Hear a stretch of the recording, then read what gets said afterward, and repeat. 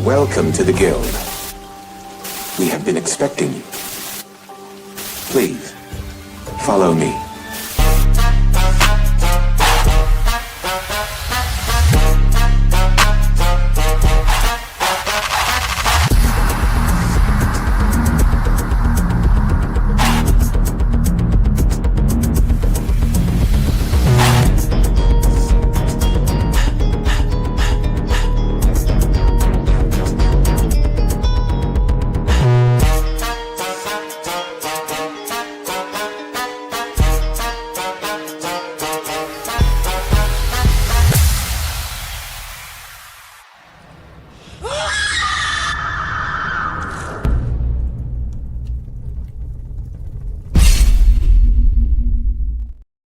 She said. That is exactly. Is that what she said?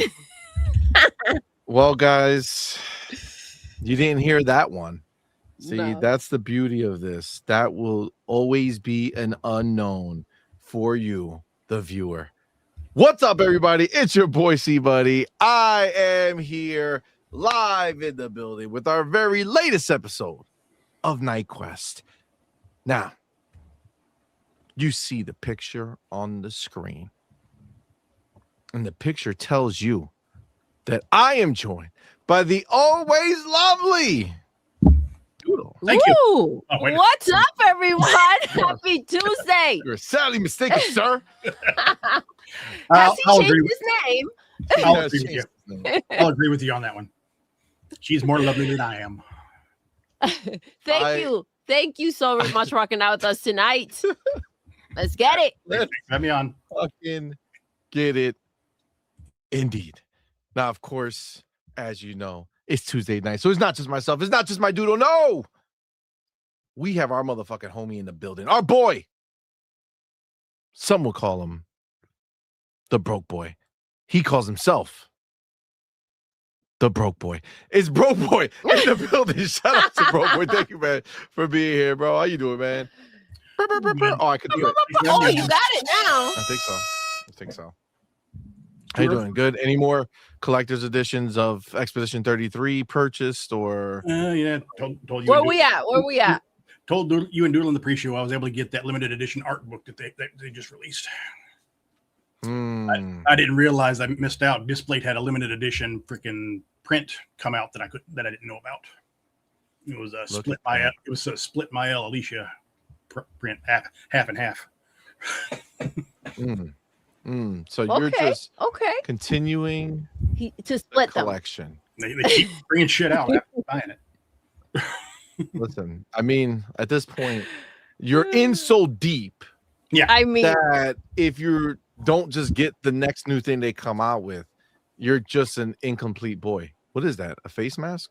Half a face mask? It's Alicia's mask. Is that I thought that was no. I can't see. No, that's what I thought. Yeah, this is the mask that the one girl in Expedition 33 wears. There we go. Had a girl on Etsy make it for me. Man, I have so many games I got to go back to. This is crazy. They just released a new pre-order today for Mouse PI. Oh man, Mouse PI, that's another banger. Oh, that's coming out banger, soon. Bro. There's so many games, so little time. How Crimson Desert is out. Man, a lot of stuff about that game. It is absolutely one of the greatest games that I've played. And I can't even dive full into it because I have a review that I'm glad to be doing, but god damn it. You know what I'm saying? Like a lot of controversy around that game. Are we gonna be talking about it? We are, but it's like a bounce back and forth because it was all glory, controversy, but they're quick and they've made a bunch of the changes already. Okay. So we're kind of settling in. Between shows, they were up, down, and up. So I heard the button layout for that game is kind of weird. I mean, it's just a little tricky. Like when you're running, you can't like hold the run button and then jump. You have to be so like once you're running, he stays running. So you don't need to actually hold it. And that's when you can jump. But if you're used to holding the run button and then jumping, it fucks you up. I fell countless times. I hear you have to hold the left button, use your left stick to aim and stuff like that too. There's a lot of different things. It's just a very detailed game, and it has a lot of shit to it. That holding the button allows you to pretty much like interact with things or like talk to people or do things. But even if you lift something up, that same button allows you to place something down exactly where you want to put it. So if you want to put something on a table, you can do that. If you want to put it somewhere else, it just allows you the flexibility. But it's definitely an adjustment, right? But I could tell you right now, if there's any game that I would be okay getting adjusted to, similar to Red Dead Redemption 2, right? Like there were some little quirks with the controls that you have to kind of get used to. For me, so far, Crimson Desert is kind of that ilk. Okay. And I don't mean it's, I mean it could possibly be. I feel like nobody can touch Rockstar as far as like all the little details, but they are really trying. You know what I'm saying? Like they have put themselves in that kind of upper echelon of content. Beautiful, so much to do, so much to see. Literally, you don't even need to worry about the story. Like you could just go create your own stories as you're out in these streets. It's so beautiful. It's so amazing. I love it. So it's worth adjusting for. Yeah, that's what I'm saying. Yeah. So if there's any game that I'd be willing to kind of learn a whole new, control scheme for, it's gonna be this one. Well, I might end up getting it by accident this weekend. So yeah, it's honestly, I feel like I want to go buy a 5090 right now, just to know that I'm playing it as absolute max. But I think I'm up there. I think I'm pretty good. Yeah, I told you I'm doing my pricing for a PC build that I might go pick up this weekend. Say if you get with AMD CPUs, they give you a free copy of Crimson Desert. And with NVIDIA GPUs, they give you a free copy of RE9. So you'll have both. I've already got RE9 on Steam. So. Oh, okay. So you're good anyway. That means we might have. That means we might have a giveaway next week. There you go. Give it to me though. I need the fucking Steam. I got the goddamn Xbox one. I want the Steam one. Son of a bitch. I wonder why CMoney looks my way every time he says that he wants a 5090. I'm just saying. You control the money, don't you? Look at that. Look at that. I'm just wondering. He's just throwing it out there. Throwing it out there. Just checking. Listen. But the big question about Crimson Desert is, CMoney, you sent me the message. Where's your collector's edition? Yeah, I'm still fucking waiting for it. That's where it is. It's supposed to be here like April fucking 7th or 14th. Amazon. That's crazy because what happens is sometimes when they push it, they end up pushing it again. And sometimes they just cancel your freaking order altogether. Like when they're waiting and nothing comes in, or you didn't make it, they just cancel your shit. Yeah, they've done that quite a few times. A little heartbreaking. Yeah. I ordered those mirror editions for the Expedition 33 for PlayStation, Xbox. Those things were they back ordered those things 3 times on me. Each wow. Jesus. It's crazy. And then I ordered the Generations pack for Resident Evil for the Switch. I got an email about a week before it released saying it was going to be delayed until the end of this month. So I said to hell with it. I went ahead and ordered. Then I said to hell with it and ordered it somewhere else and got it the day of release. And then next thing I know, the next day the Amazon one came in. Yeah, this is the thing. I'm kind of been out of the game because I don't really buy a lot of physical copies. If I'm buying a game, I'm buying it digital. It just so happens that this collector's edition was something I really wanted. So kind of just is what it is. Now it's time to wait and cry until it arrives. I told you about my Stalker 2 one, didn't I? Yeah, that showed up like a year and fucking mad change later. It's crazy. But we also have a cool review that we're gonna be doing. It's our first technically, I mean, we've done like controller stuff, but I would say this is like gonna be our first tech review. Yes. On point for tech. Oh. Review. On point. We got the Wow Cube. Yes. I don't know if you guys saw the Star Techies. The who? The Star Techies or on Techies, on point Techies. No, I don't want no confusion. All right, I don't want no confusion. Yeah, so we have that. They sent it to us. We saw it at GDC. They sent it over to us for review. So we're working on that. It's really cool. Excited to share with you guys. It's really dope. Yeah, it's wild. It's like a weird thing, but man, the kids all love it. They all take turns. Oh yeah, playing with it. I feel like you guys are gonna dig it. I think it's dope. I think it's dope.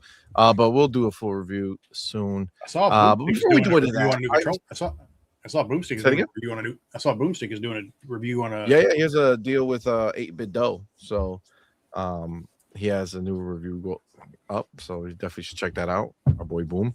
So yes, all right. So with all that said, guys, we're gonna have a fun show today because my favorite types of shows are when we have a ton of Xbox like hype shit going on. And if you saw our thumbnail, and the title, you would know that Asha, our new Xbox CEO, is not fucking around. Like she's not, I heard and I feel like I should be praised is the name, glorified. Oh wow, okay. On the highest of esteem, because when this was all going down, people kept saying we're not going to be able to see what Asha does for a while. Yes. Right? And I was like, I don't know about that. I said, I feel like she's coming in with something to prove. Yep. And she's going to be making moves. And God damn it, is she making moves? She's making moves that honestly, I didn't even think we would be talking about. But God, she is fucking doing it.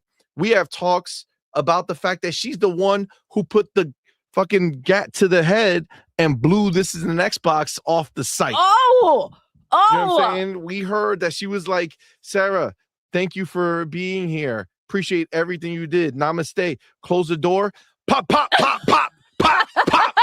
Thanks for all you've done. Pop, pop, pop. This is the Xbox is dead. You know what I'm saying? This is Xbox. Oh my gosh, so good. See you later. This is the thing. I thought it might have been, maybe they had a big discussion with a group of people. They were like, yo, what do you think? From what we hear in these streets, Asha was like, nah, fam, step back. This is my job. Okay? Yo, she was like, pop, pop, not an Xbox put your anymore. Mouth on the curb. I don't want to put your mouth on the curb. Back up there. This is an Xbox is gone. All right, just so you know. So that's not an Xbox. So Asha is wild. She is not fucking around. What CMoney saying is not just praise the Lord tonight. Facts. Also, word on the street, everybody's been saying like, hey guys, Game Pass is like the Netflix of gaming. Asha's like, bitch, please. She fucking walked into the doors of Netflix like, yo, we's about to make this reels, okay? Game Pass, Netflix, they're gonna have a baby. You know what I'm saying? Like, yo, it makes so much sense, and it all kind of it all stems from freaking Netflix. I feel like we've been able to see how far they've come, right? We've been with Netflix from the beginning, and it's like crazy. You couldn't have imagined back then what Netflix was going to become. Right. And listen, Sarah did say the Netflix of gaming, right? I mean, I want to bring it up like that because I saw what happened to This Is an Xbox. And I'll raise you. All right. We ain't gonna be like them. We gonna be in them. You know what I'm saying? Through that door. We gonna make it. We gonna make it work. NetPass or GameFlix. One of them is gonna go down. So we already saw that Asha said the fuck you heard. I'm making moves already. And then the thing that the world's been crying about is the Game Pass pricing. And I think there might be a little bit of mixed messaging here. I think people might be running with the idea that she's planning to lower the price of Ultimate. Okay. Which is that's not going to happen. But I do believe that they're going to get the entry into the door a lot easier. And they're going to explore different ways to do that. One of them is probably going to be ads based, which many of these I mean that's fair enough, right? That's fair enough. I just, for those that are okay with that, the idea of anyone thinking that Game Pass Ultimate is they're gonna take a hit on that. Like, when have you ever, unless it's like something goes on sale, when have you heard of things going down in price like that? Facts. It's not happening. It's not gonna happen. I mean, we just get messages. We don't even know how often Netflix be raising those prices anymore, and I'm not sure I want to know. I don't want to know. But I will say that she is gonna do something with it, right? Something's gonna happen, and that's what we're gonna be talking about at this show. A late addition that I saw a little afterwards, but I did manage to add it to the thumbnail, is that your boy Chris Charla of ID at Xbox fame, turns out his new title actually takes him above that, but he basically still does the same job. He has a brand new interview where he talks about a lot of things, but he also goes into pretty good detail co-signing Asha and kind of elaborating on her plan and revealing something about the whole Xbox PC gaming situation. I think he clarifies it actually in a pretty succinct way. So we're going to talk about it when we get there for sure. And then we got more news depending on how this goes, where, another studio, RIP, Sony, shut down. No way. Yep. Oh, they basically erased all their purchases that they made. That's crazy. It's like, listen, hey guys, we're buying you. Oh, wow, we're so excited. Oh my God, this has been the best time of my life. Wait, what's happening? Why is things changing? Dead. I think they bought 5. I don't know if they made a game that actually released, but some of these studios that they've been shutting down haven't even really gotten an opportunity to do anything. You're absolutely right. The one today, the one today had only been open a year.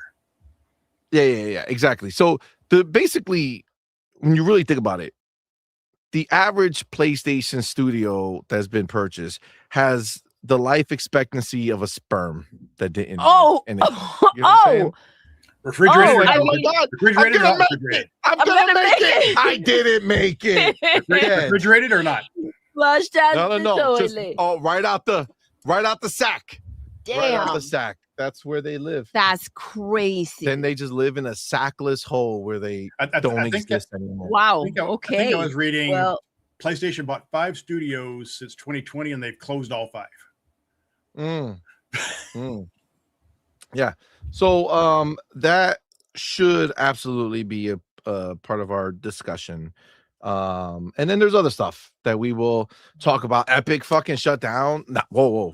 Take that back. Walk that back. I mean, they shut down a lot of modes and stuff, and they have like 1,000 employees that they fired. And I gotta say, it sucks, but I gotta appreciate Epic's like vibrato with this, because like the world was like, oh, you're raising the prices, so we're gonna boycott Fortnite on the day. And instead of Epic putting out a statement like, hey, we're sorry that we raised the price, we're gonna back it up, they were like, oh, you think we're playing? You think we put this up for no reason? This one's on you. Okay, y'all want to boycott, 1,000 jobs lost. Like, I feel like it's really fucked up. It's also kind of gangster of Epic, but it's really fucked up for people. But it's really gangster. You know what I'm saying? I can't wait to get into it because I have to agree. A lot of studios, they come out here and they just kind of bow down to the situation, and it gives him. And listen, we're going to talk about some that have, I suppose, during this show, but it's not the way to go. It's really not. It just fuels the situation, unfortunately. And then, the people that are invested put out a message, and then freaking thousands that are not even invested, they just want to have a say-so and act like they have an opinion on something that they don't know shit about. And then they start retweeting, talking shit, and it's like, come on, man. It's not the way to go. You should not entertain the nonsense. With the closure today, there's a new rumor coming out too. I don't know if you heard that. I don't know if you want to say anything yet, because I don't know if you saw the announcement. It said they also cut staff in their mobile division. Now they're out there. Now they're out there saying PlayStation's going to stop mobile games too. With two getting ready to come. Fucking clearance rack. This is what we're looking at a clearance rack. They are just letting everything go. They're letting everything go. I am not shocked about the things they're taking. It's essentially we're forcing. Like we knew this was coming. It had to happen because of the situation that they're in, that the media doesn't want to kind of address or put out there. But point blank, yes, of course they're closing studios. Of course they're having to let people go. That must be a freaking disaster in there because looking from an outside, it's like, oh, shoot, the block is hot. The block, is hot. So you ain't lying. The block is hot. Yeah, I mean, look, at this point, there's really no there's no way you can look at the situation over in PlayStation and still tell me that Xbox needs to have exclusives. Like, what are those exclusives doing for PlayStation? Making them shut shit down? Shut studios down? Cancel games like a motherfucker? But you know what's the crazy thing? The people out there that want Xbox to follow on the path of PlayStation. Yep. Bring back exclusives. It's crazy. For what? For what? To be in this mess? Exactly.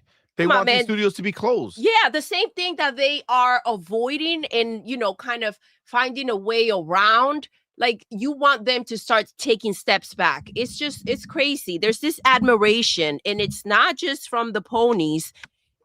Pony bots and some so-called Xbox dudes, pony bots, right? There's this admiration for the PlayStation way, and I don't know where it stems from, but man, if it quacks like a duck, it's a motherfucking duck. It do be a duck. All right. Listen, before we go too much longer, man, we gotta go ahead and shout out our homies. You know how we do here.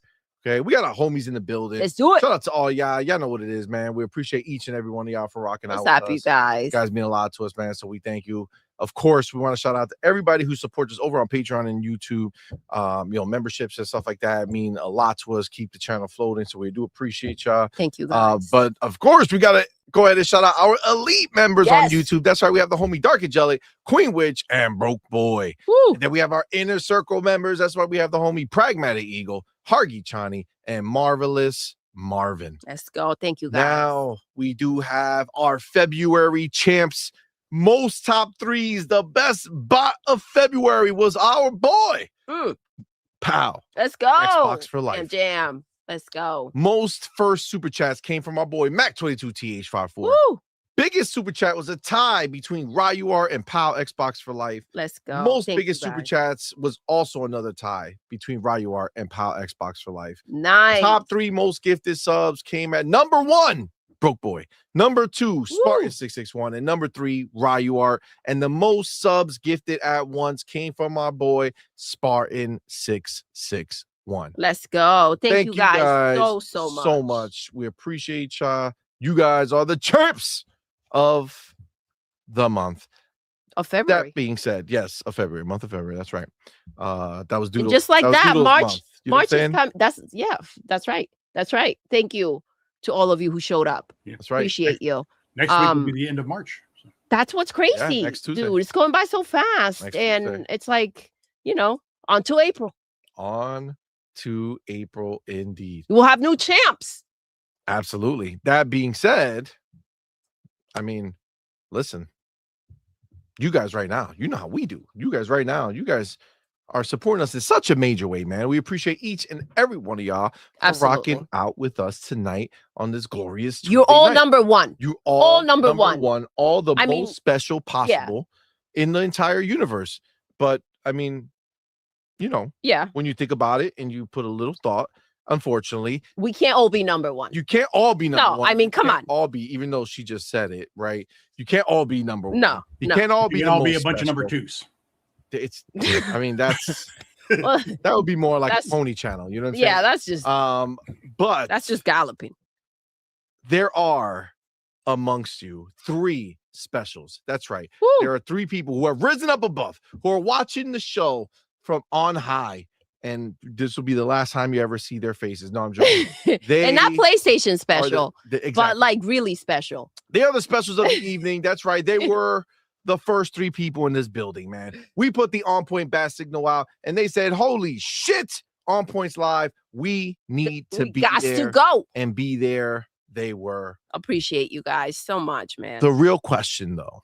Who are the real ones? Or who are the real are these people? Who? So I'm going to tell you, because that's the real question. Who? Number 3 in the motherfucking building is our boy. Who?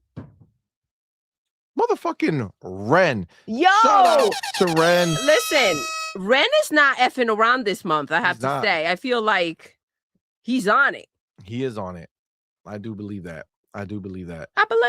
Ren is not fucking around. Shout out to Ren. Thank you, my brother, for being here and being number 3 in the building. You the man. Number 2. Oh. In the building. It's always an awkward thing to say, but you know. Number 2 in the building. It'll be Cage. Oh, El Vampiro Borracho. Il Vampiro Borracho.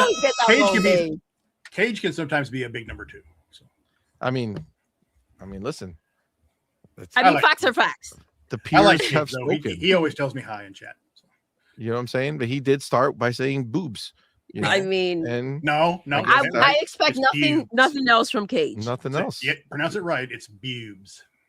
Boobs. It's the only way. Boobs. Now, the real question is, who is number 1? Doodle. Who is number 1? Who is the best spot of the night? Well, I will tell you motherfuckers right now. Best spot, my friends. Numero 1. Number 1. Best spot. Our boy. Motherfucking Relsky. Shout out to Relsky. Relsky is not fucking around. Number 1 in the building. Not only did he show up, but he said, I'm going to be number 1. The best spot. He did. I mean, mission accomplished. He did. 100%. Shout out to Relsky. He said, I will not be ignored. And number 1, he was. Look at that. He's not fucking around. Shout out to you. Shout out to everybody. Appreciate y'all all. You guys are all the shit. That being said, we got some homies who already said, let's get this fucking party started right. It's motherfucking Jonas the goddamn dad. That's right. Jonas the dad went ahead and gifted 10 On Point for Gamer memberships, man. Shout out to our boy Jonas the motherfucking dad. Jonas the dad. Thank you, my brother. Appreciate you. Thank you so much. Y'all know what to do. Tell them, baby. Put the motherfucking welcome to the family emoji in the chat. Welcome our newest members, man. We appreciate each and every one of y'all for rocking out with us. And of course, our boy Jonas the dad. Thank you, my friend. Appreciate you. Thank you so much, man. Thank you. In the chat, if you are a member, go ahead and give him what he wants. That's right. You got to put those motherfucking FBs in the chat. Let them know. Throw them in. He did the right thing here. You know what I'm saying? So let's go ahead and get him in. All right. Now, he did go ahead and say, fuck what you heard, Mac22TH, because he said, I will be number 1 in this bitch. Oh, with that $2 super chat, he says, start this Tuesday off. Hashtag let's go. Hashtag TTS. Let's go. I think you may have missed something there, CMoney. No. It's by order. It came in weird. No. Look before Jonas on those gifteds. I know yours, but it's the wrong time. I added it by mistake, so it went. It is the wrong separately. Time. Yeah. You gotta look at the time. You're changing the rules. I see it. I see. No, I clicked that by mistake. I put you there because it wasn't doing it correctly, but I got to go by the time. Now, it's only fair. That being said, now the cat's out the bag. Fucking broke boy said, fuck it. I'm joining the goddamn party. He went ahead and gifted 10 On Point for Gamer memberships, man. Thank you so much, brother. Appreciate you, broke boy. Y'all know what to do. Tell him, baby. Put the motherfucking welcome to the family emoji in the chat. Welcome our newest members, man. We appreciate each and every one of y'all for rocking out with us tonight. Yes. Oh shit. We got to make a different emoji because broke boy wants a special one. He doesn't want a FB. Oh. I mean, I guess it's still an F. An LB. But it's not a finger. That's for sure. Oh. So we're gonna have to fucking make him a new one. for himself. Okay. All right. But he went ahead and gifted 10. Appreciate you, man. Put the FBs in the chat for now until we go ahead and make one that actually suits him. You know what I'm saying? He's like putting that finger in there will be like dropping a dime in the ocean. I wouldn't even know it happened. You know what I'm saying? I need the full. That's deep. No, that's actually real deep. That's real deep. Oh man, but shout out to you guys. Appreciate you, brother. Shout out to all we back 22 TH54 to build with that $2 super chat, man. Thank you for being here, bro. Says up, y'all. Yo, what's good? Thank you for rocking out. You got Jonas' dad back with another $2 super chat. Says be polite. Hit the like. Yes. Yeah. See, it rhymes. So you should do it. Because all things that rhyme are facts. You know what I'm saying? Yeah. That's just what it is. But they don't have to rhyme. Jonas knows the time. So just don't do the exactly. See, look at this. Look at Jonas spreading wisdom. Wisdom. Pretend to be all right. All over the face. Oh, wow. What happened? I don't know. Wow. We got the motherfucking homie Space Shot in the building. Space Shot, Shout out to our boy Space Shot with that $5 super chat. Appreciate you, homie. Says, let's get real. Sony is not in the game development business anymore. Oh, facts. Oh, facts. Oh, shit. Damn, Space Shot. Damn, Space Shot. Damn, shots fired. Wow. He's like, hold my beard. Hold up. Holy shit. He says, you know how you enter a motherfucking room like that? He took off the correa. He's like, dale. Holy shit.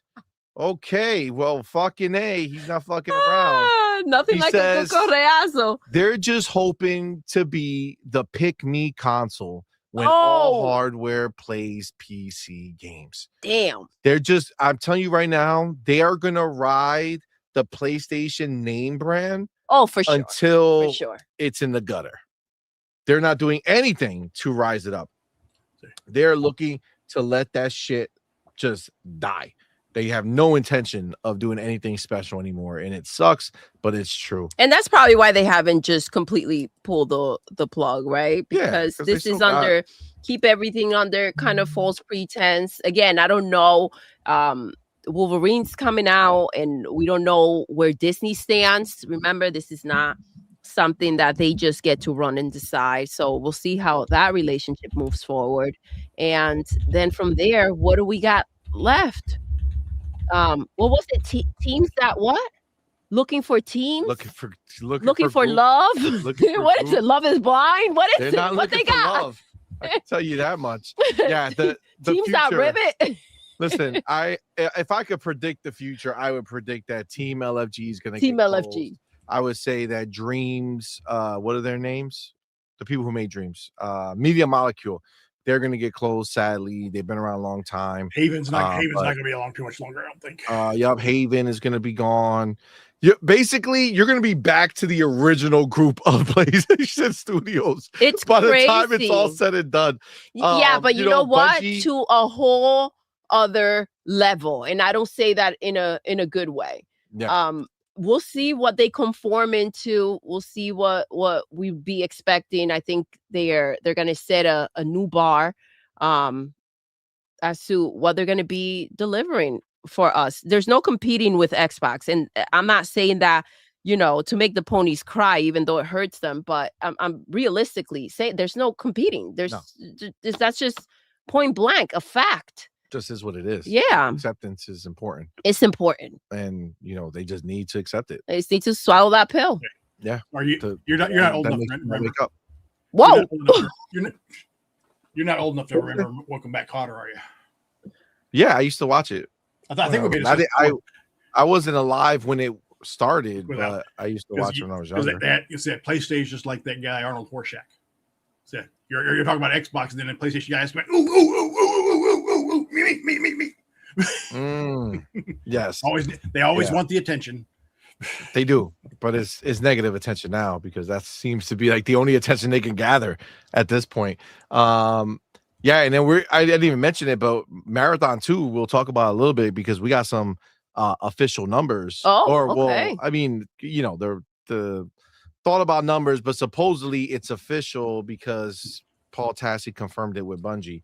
And the craziest part is how little people bought that shit on console. Oh, and the okay. even crazier part is it doesn't matter how many consoles fucking PlayStation sells, it always comes to light that there's only a few, so little of that amount actually buy these games. It's crazy. That's what's crazy, man. Like, what a mind F to go ahead and think that, I'm making these games for all these consoles that we have out there. And they're just like numb. Like, they don't like what's happening. It's just such a false sense of security. I mean, they've been getting that wake up call for, a bit now.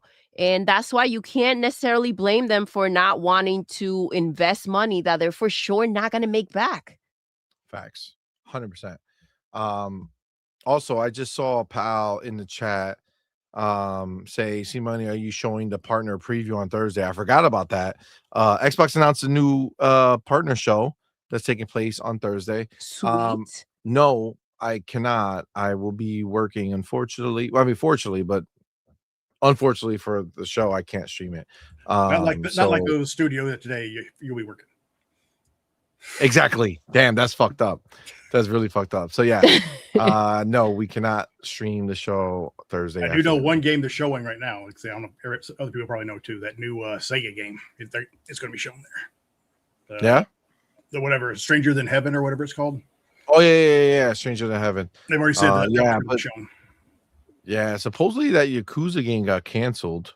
Oh, the one that looked amazing at Summer Games Fest. Yeah, that like big dude, like the big Asian dude, and he was like fucking people up. Supposedly that got canceled. Oh wow, which sucks because that shit looked fire. But whatever.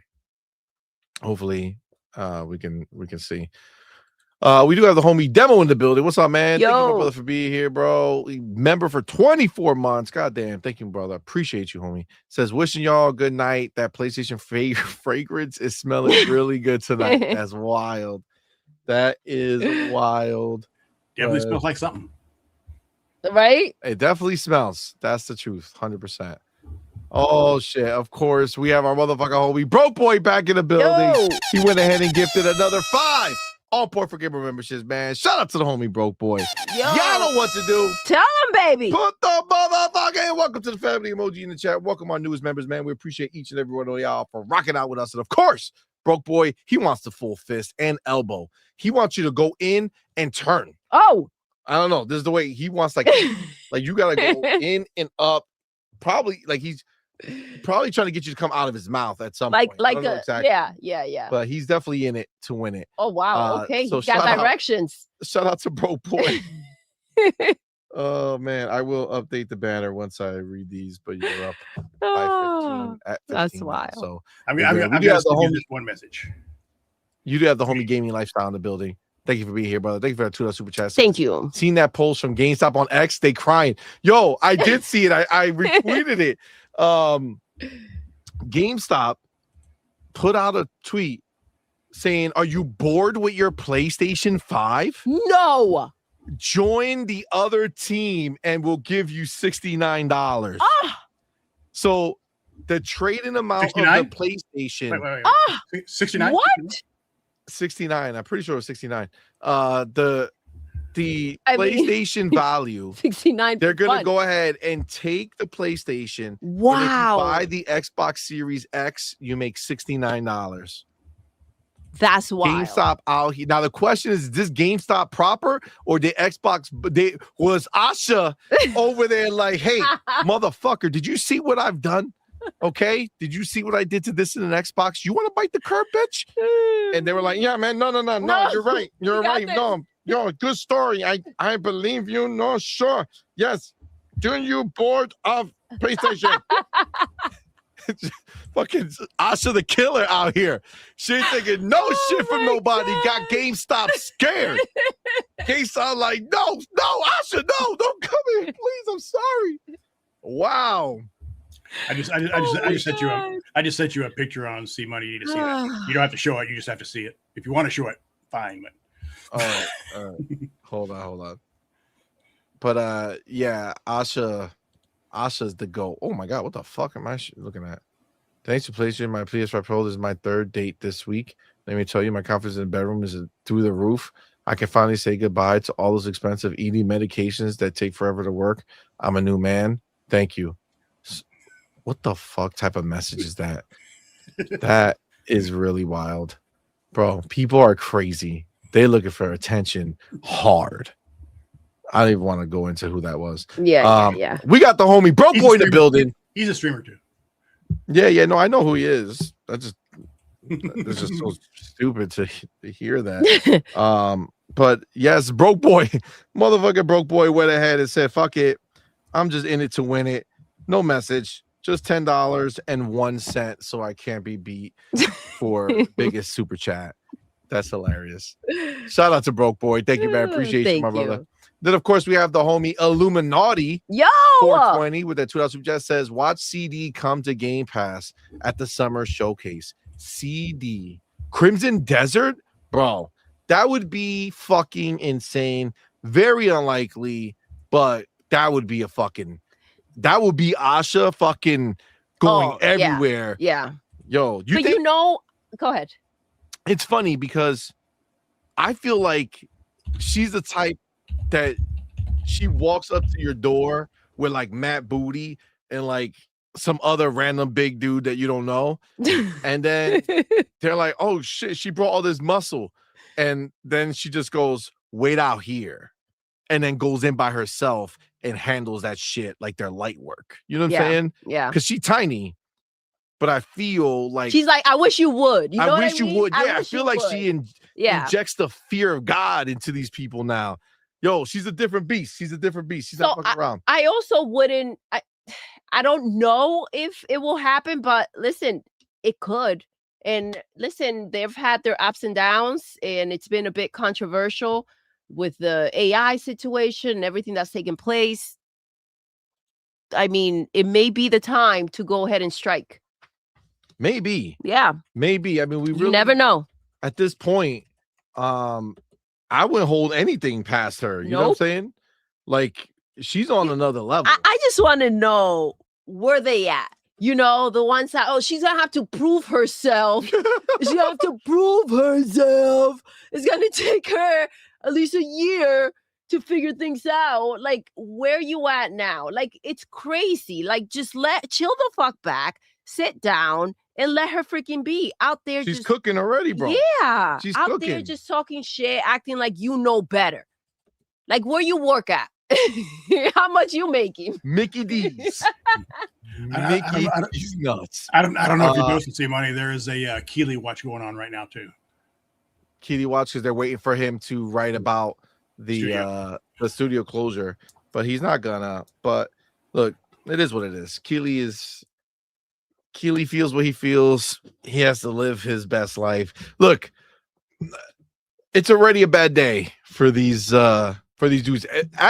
Actually, though, they went ahead and fucking they put out a tweet like, "Oh, we're streaming tomorrow. Got to keep it moving." Dog, we don't even know what you were working on. What were you going to be streaming that we're going to give a fuck about? Who is streaming? The people who got closed. What? Yeah. Streaming from his what? basement or some shit. About but he gonna be streaming about the pain. Like about what? The pain and what are we talking about? I don't know what. Listen, happened. It sucks, but they're kind of like we talked about this like a while back that they're just kind of like on that chopping block, just waiting to see who's next.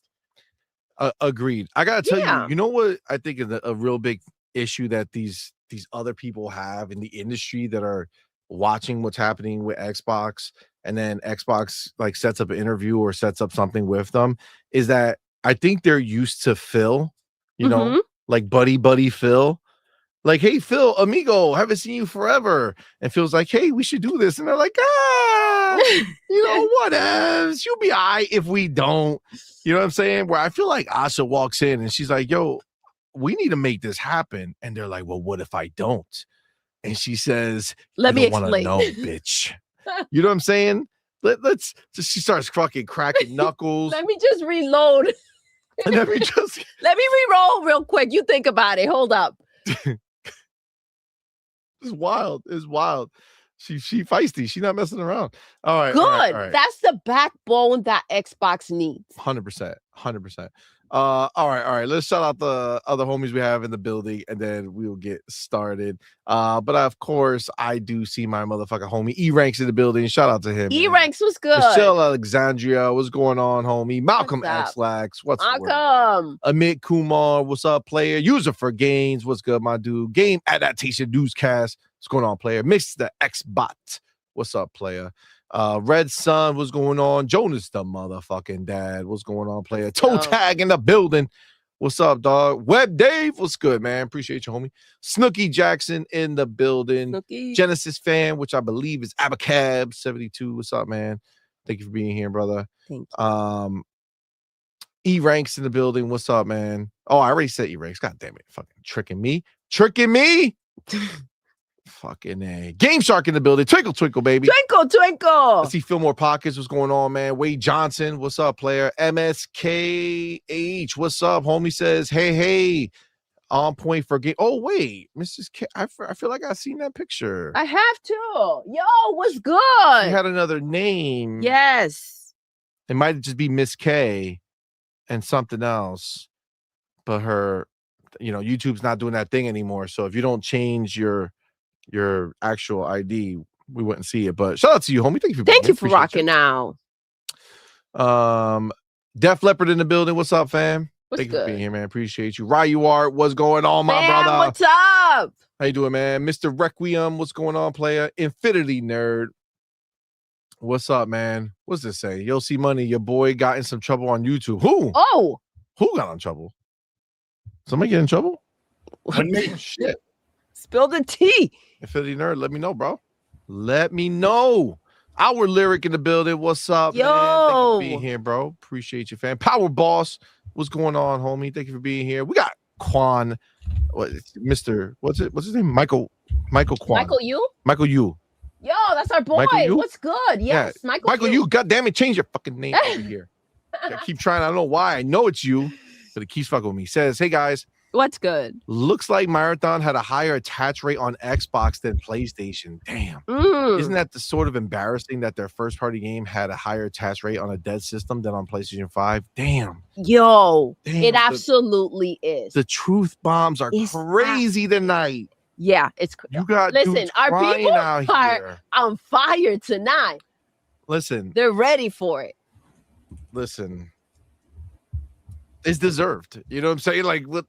These ponies, they get all up in their feelings, and it's like it's kind of embarrassing. You're right. How are you gonna have more than double the consoles, yet more people per box buy a game that's first party? The game is that bad, though. Crazy. The game is that bad. I mean, it's not doing great. It's not doing great, but still. Yes, but like, how do you let another console outdo what you're supposed to be doing? This is PlayStation's game. You should be all over that bitch. Yeah. Yep. Crazy. CBH for God, what's going on, man? Ray Chi in the building. What's up, bro? Thank you for being here, man. Power Xbox for Life, the homie. What's up, homie? Thank you for being here, bro. Appreciate you, my dude. Brothers Grimm in the building. What's up, man? I think I said Amit, right? I'm pretty sure I did. Shout out to you guys. You guys are not fucking around. Vinci in the building. What's up, player? Thank you for rocking around with us. WTB in the building. What's up, dog? Thank you for rocking out. Wait. Oh, RC Polygon. For some reason, I thought that was similar to Abacab. RC Polygon. What's up, fam? Thank you. Thank you for being here. I just started reading at the same time. He says it's crazy how there are people out there who are still yelling about Xbox wanting to do exclusives when you see Sony shutting down studios left and right. These people don't care about the studios. Absolutely, my boy. It's crazy. It is crazy. RC, you're 100% correct. And this is where, you wonder, are you a fan, right? Like you know what's going on. You can't be blinded to the situation. It screams like agony at this point. You know that they're in a really bad situation, and this is where you want Xbox to head, like in that direction. Facts. Like that's crazy. The PS guys are going crazy over the damn studio thing too. I've seen everything from it's good they're closing those studios. They're working on live service stuff we don't want. It's like, you don't care about the devs? No, fuck them. It don't affect me. I don't care. That's wild. Yeah, I mean, it's just crazy. It's, you're 100% right. Like, the idea of this exclusive shit is pretty dumb, but sure, let's keep going. And by the way, I don't know if you are such a person, but if you were following Tim Dog came out and was like, they're doing exclusives. And then he did mad posts about Xbox doing exclusives. He knows they're doing exclusives. He heard they're doing exclusives. They're doing exclusives. They're doing exclusives. And then he just did a post not too long ago and put, they're not doing exclusives. No crap. They're not doing exclusives. He blocked me a long time ago. Like anybody could have told you that. Like it's just, you can't go backwards. They already ripped that Band-Aid. And the people that did it are not there anymore, right? So it's a clean slate. You do not take steps back. Yeah, it is dumb, but it's just funny how he changed everything again. So like all that shit for nothing is like, and the people who are up and down with him, you see him in the fucking comments. And it's like, dude, like just think for yourself, bro. That's the thing. Like people just want to hear what they want to hear, and that's like, you know, you've said it a lot. I've said, like, that's not us. No. If you need somebody to tell you what you need to hear, this is not the place. If you need somebody who's gonna go along with the bullshit out there, the Xbox is dead, oh my God, bring back nope. Wrong place, fam. We ain't about that life. We're not with the bullshit. Nope. We have the homie Fillmore Pockets in the building. What's up, man? He says Housemarque has to be shaking in their boots. PlayStation exclusive Strauss is like 50 spots behind Starfield on pre-orders, that PlayStation apparently needs that bread. So this is the thing, right? No. Look, we know.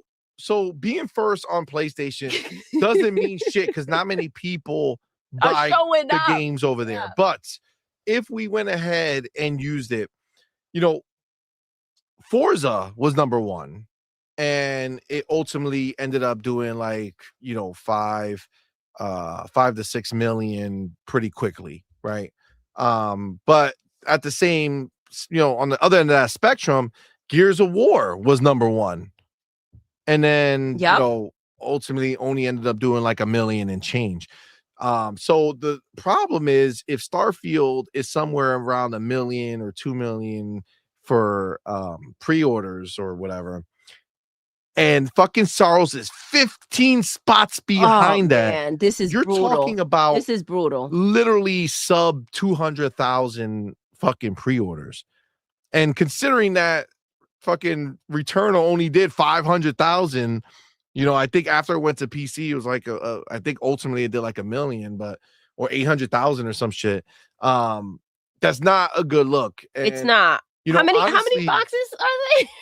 A lot of boxes. Do they have out now? So this is why, you know, they like numbers. Fillmore, this is why you're 100% right. Because if you look at a studio, like the guys over at Ben's studio, now they didn't get closed down, right? But their game, Days Gone, yes, ultimately sold like 8 million copies. And it didn't get great reviews, but there's a lot of people who love that game. It sold like 8 million copies, same as Ghost of Tsushima. That's but they killed the franchise. They did. Now they didn't kill Days Gone because it's still 8 million copies, right? So they couldn't justify getting rid of the studio, but they goddamn sure made sure that they didn't do anything worthwhile. Crazy, and it makes you wonder who the heck is over there making decisions. It's insane. It is insane. So if Housemarque, you know, I tell you right now, PlayStation is not for Housemarque looking at them like, hey, if you do half of what you did last time, you're gonna be okay. If you did 3/4 of what you did last time, you're gonna be okay. I can almost be certain that PlayStation is gonna be looking at them hard. And if they can't make a game that gets them to at least match or higher, they are going to be doing some support duty, and they're going to find a way to fucking chop them up and get them out. But how long since their last game released? Like 3 or 4 years ago. It was Returnal, so it was like right after the. Oh, that didn't do. Didn't they make like a comic book or a graphic novel? No, they said that was gonna be the next thing, and I don't even know if that ever got canceled too. It probably Shit, man. Because I don't remember. What is happening? Yeah, it's pretty bad. I mean, you can't expect much. There's just they don't show up. It just where are these boxes? They're casual boxes, but dude, they're casual boxes. That's all they are. We know that. We say it here all the time, and they try to pretend. It means nothing. These people are playing the same games, and honestly, at this point, it looks like they're even slowing down playing the same games, and they're just not playing anything else. The crazy shit is that even with Game Pass, Xbox sells more games than PlayStation does. That's pretty crazy. It's pretty crazy. Then we do have the homie Illuminati says, I bet you Havens and Fire Sprite are next. And don't be surprised if Saros don't sell well, the Housemarque might even be on the block. Yeah, that's really the biggest problem. This really sucks. These were once like competent studios, right? Well, I mean, technically Haven and Fire Sprite didn't really exist, but Housemarque was, and they made a lot of beloved games. I just think that, they try to do something different, and then that didn't work out. They're the ones who came out. That should have been okay, though. Like, okay, that happened. No problem. On to the next one. This is the shit. They came out. It's like you can't fuck up over there. When they were doing shit on their own, they came out and said, we're not doing these, what are these type of games called? Bullet Hell, right? They said, we're not making any more Bullet Hell games. We're done with that shit. Nobody buys them, right? So they went ahead and started trying to make some other shit. They had like this Battle Royale game. They were doing some work for some people or some bullshit or another. And then they got bought. And when they got, I guess they got bought after releasing, Returnal. They got bought right after. But, they were working with PlayStation. And what was it? A fucking Bullet Hell game. Nobody wants that shit. All right. There's so few of you. Look, again, trust me. Okay. I get it. They can be like a compulsion games, right? On Xbox, right? A developer who makes games for the core audience of, Xbox. They're not concerned of the casuals or whatever. They want just good experiences for the people who own the box. They could be that for PlayStation, right? And that's cool. If PlayStation was in a more stable position. Yeah. That's the problem. Right now, if you guys have a short-term memory or whatever, remember PlayStation closed every studio they had that didn't produce absolute bangers. Mm-hmm. Okay? And obviously the streak hasn't changed. They've done that already again, and it looks like that's just gonna keep going. But I don't feel like Housemarque is safe in that space.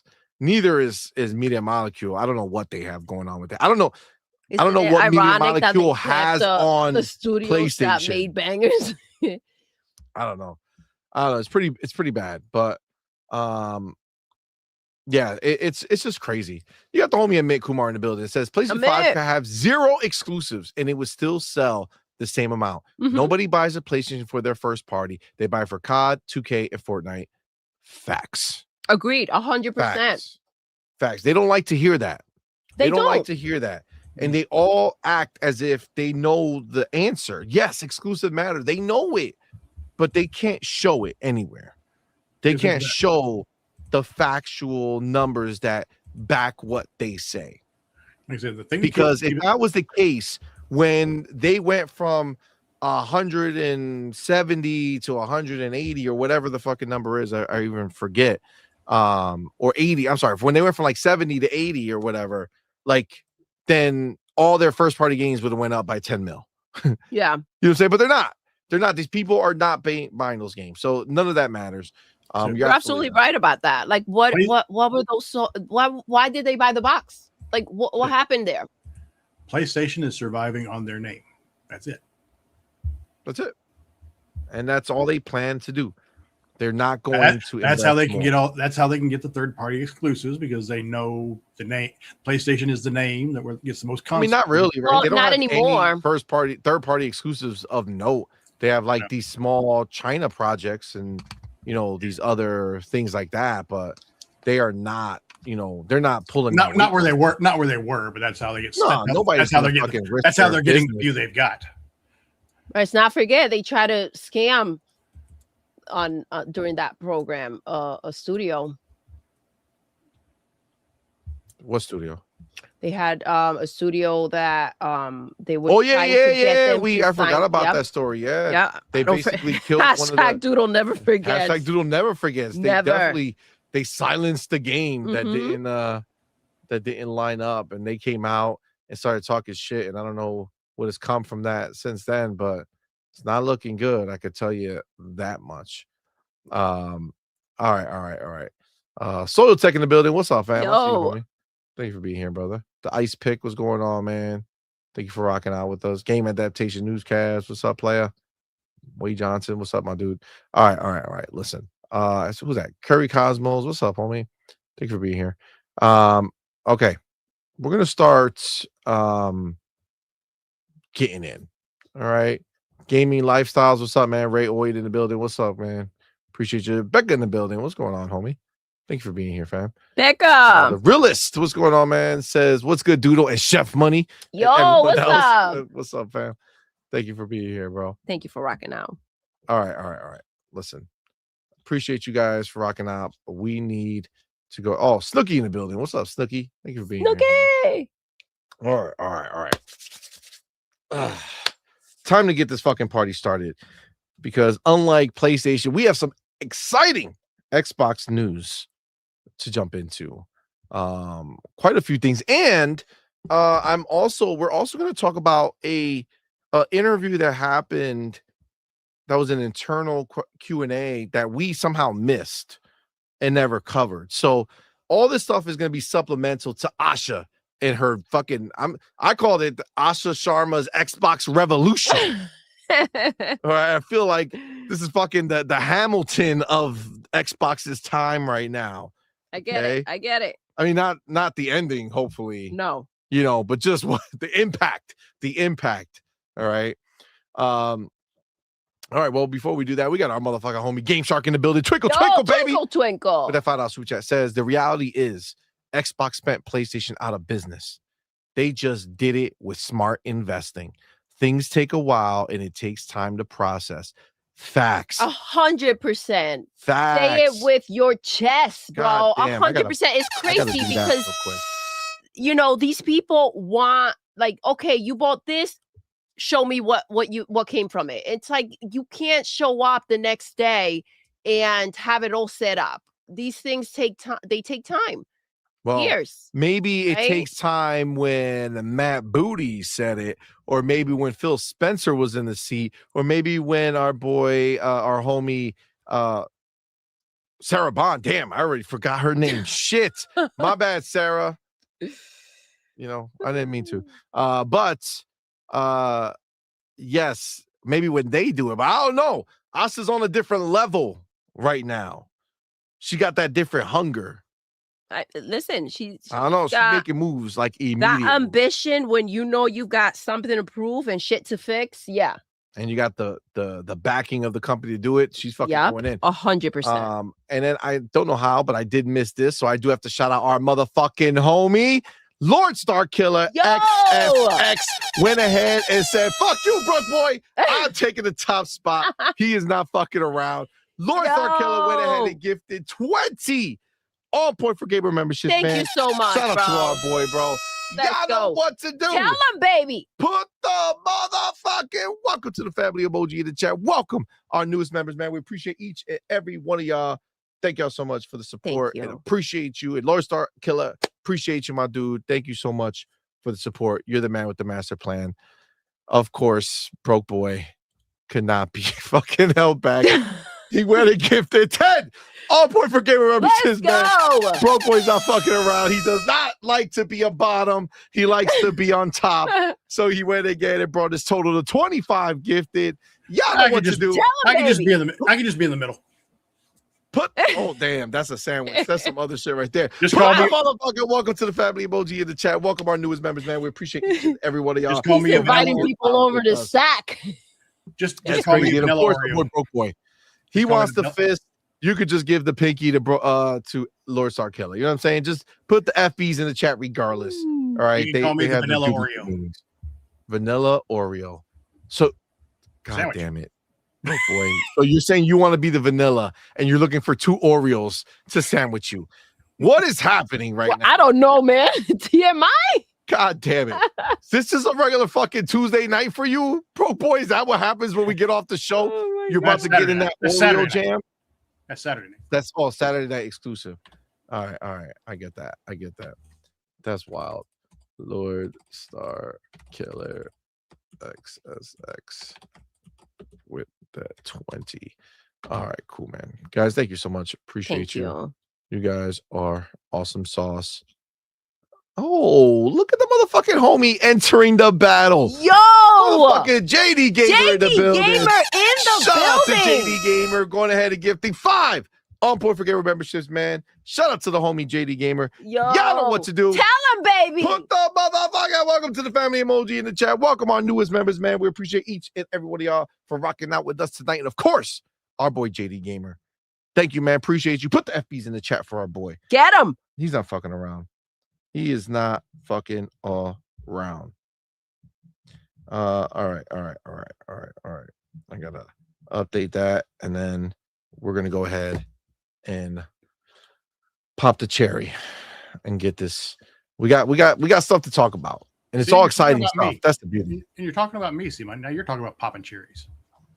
Well, listen, I didn't say I didn't say I was a motherfucking Oreo gonna be in the middle and getting popped. Okay, that's not what I said. It's getting weird, broke boy. But you didn't ask who was on the outside. Oh God, because I don't want to know. Okay, that's the reason, broke boy. That's the reason. God damn it, crazy ass shit. Shout out to you guys. Appreciate you. All right. Listen, I gotta take this goddamn chapter. Let me go ahead and open this up. Tell me if I still freeze when I go away. Am I still freezing? Yes, you do. God damn it. But you can still hear me. Yeah. I got to make sure I can't be freezing like a crazy person. I got to have a straight face and then freeze. All right. Ready? I'm gonna Yeah. You got to be ready for it, babe. All right. Somebody's going to freeze like this. Yeah. No. That's the way they've gotten me a few times like that. I got to be careful. That's a natural Dreamcast guy, though. Oh, damn. That's wild. All right. Listen. Let me get that's that ready there. Okay, got that ready there. Okay, so technically, all right, I remember now. The information that we have is from this website called The Information, but the losers they make you pay to see it. So I guess some people went ahead and got some information and kind of got it out of there. So one of those people were right here. Yo, your people are so supportive. What, are they talking shit? Rayuar says no Oreo free CMoney. And Malcolm says looks like you're taking a dump right now. That's fucked up. That's wild. That's really wild. That's wild. All right. Thank you for the abuse. Much appreciated. As always, always love a good abuse session. You know what I'm saying? Nothing else like it in the world. All right. Got this here. Okay, so let me take my chapter. This is literally the smallest fucking screen ever known to mankind. Okay, here we go. All right, so let me take the chapter. Chapter 1. The show begins. All right, go here, boom, done. All right, Xbox is entering this new stage of life, and that stage of life is being brought about by their new CEO, Asha the Killer Sharma. That's right, she has a middle name. She is the killer because she said when everybody else told us that we weren't gonna hear or see anything from Asha for years to come because they're still gonna play out Sarah Bond's Xbox. Well, I guess it's time to let everybody know that Asha said the fuck I will. Oh yeah. Oh yeah. She said the fuck I will. She said, I ain't gonna fucking wait. I'm doing this shit now.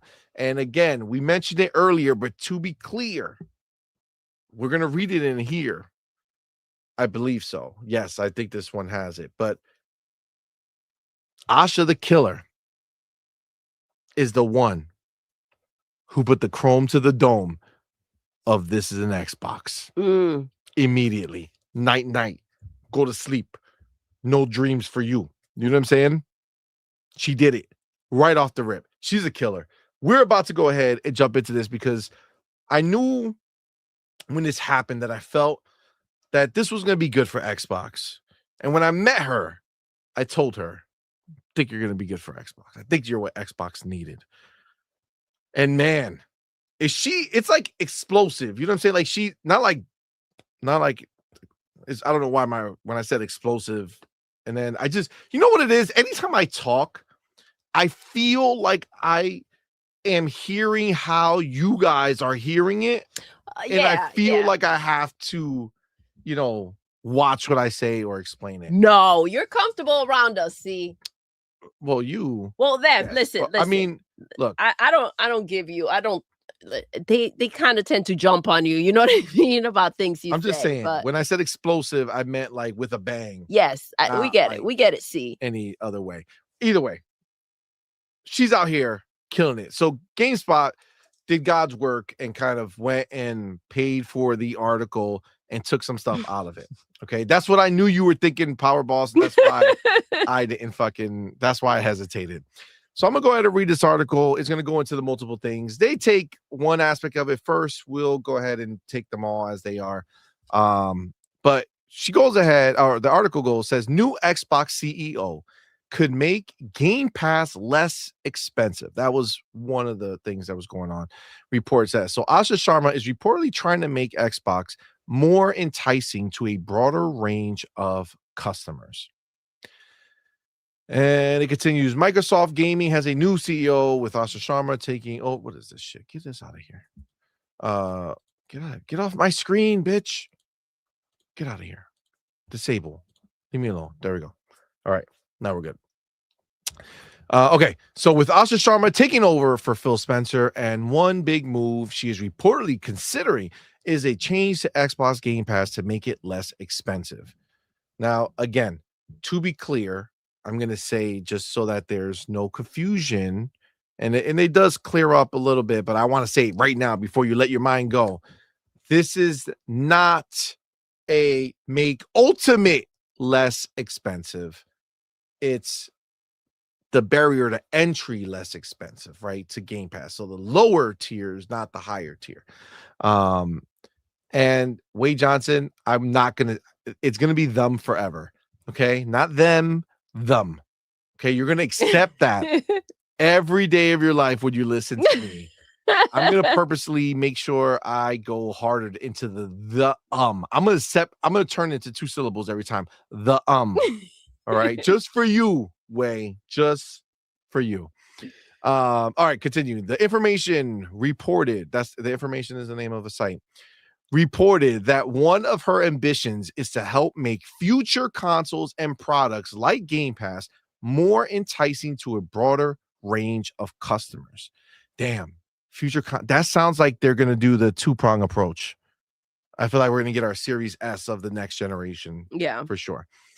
To that end, the report said Sharma might look to revamp pricing models for Game Pass to offer lower priced tiers, which again is something that an ad supported base would do. Absolutely. And listen, again, there is a market for that. Like, there are people that are willing to do that, and before anybody out there starts, they're not, if it doesn't apply, let it fly, right? So if that's not for you, there's no issue with it existing. It's okay for that to be taking place. Stay in your lane. That's it. That's all. All right. So in terms of lower price tier for Game Pass, it has been reported that Microsoft could offer an ad-based tier for Game Pass in the future. In fact, it was reported that people may be able to watch ads in exchange for playing Game Pass titles for free. Yes, that is what an ad-based tier would do. Imagine there's an ad-based tier, but you still pay regular price, no discounts. Now, it doesn't mean you're going to get it free. You could end up having to pay something just way cheaper. Who knows? Lots of other entertainment services offer ad-based tiers that are free or discounted compared to the ad-free versions. Yep. With one prime example being Netflix. Dum dum dum.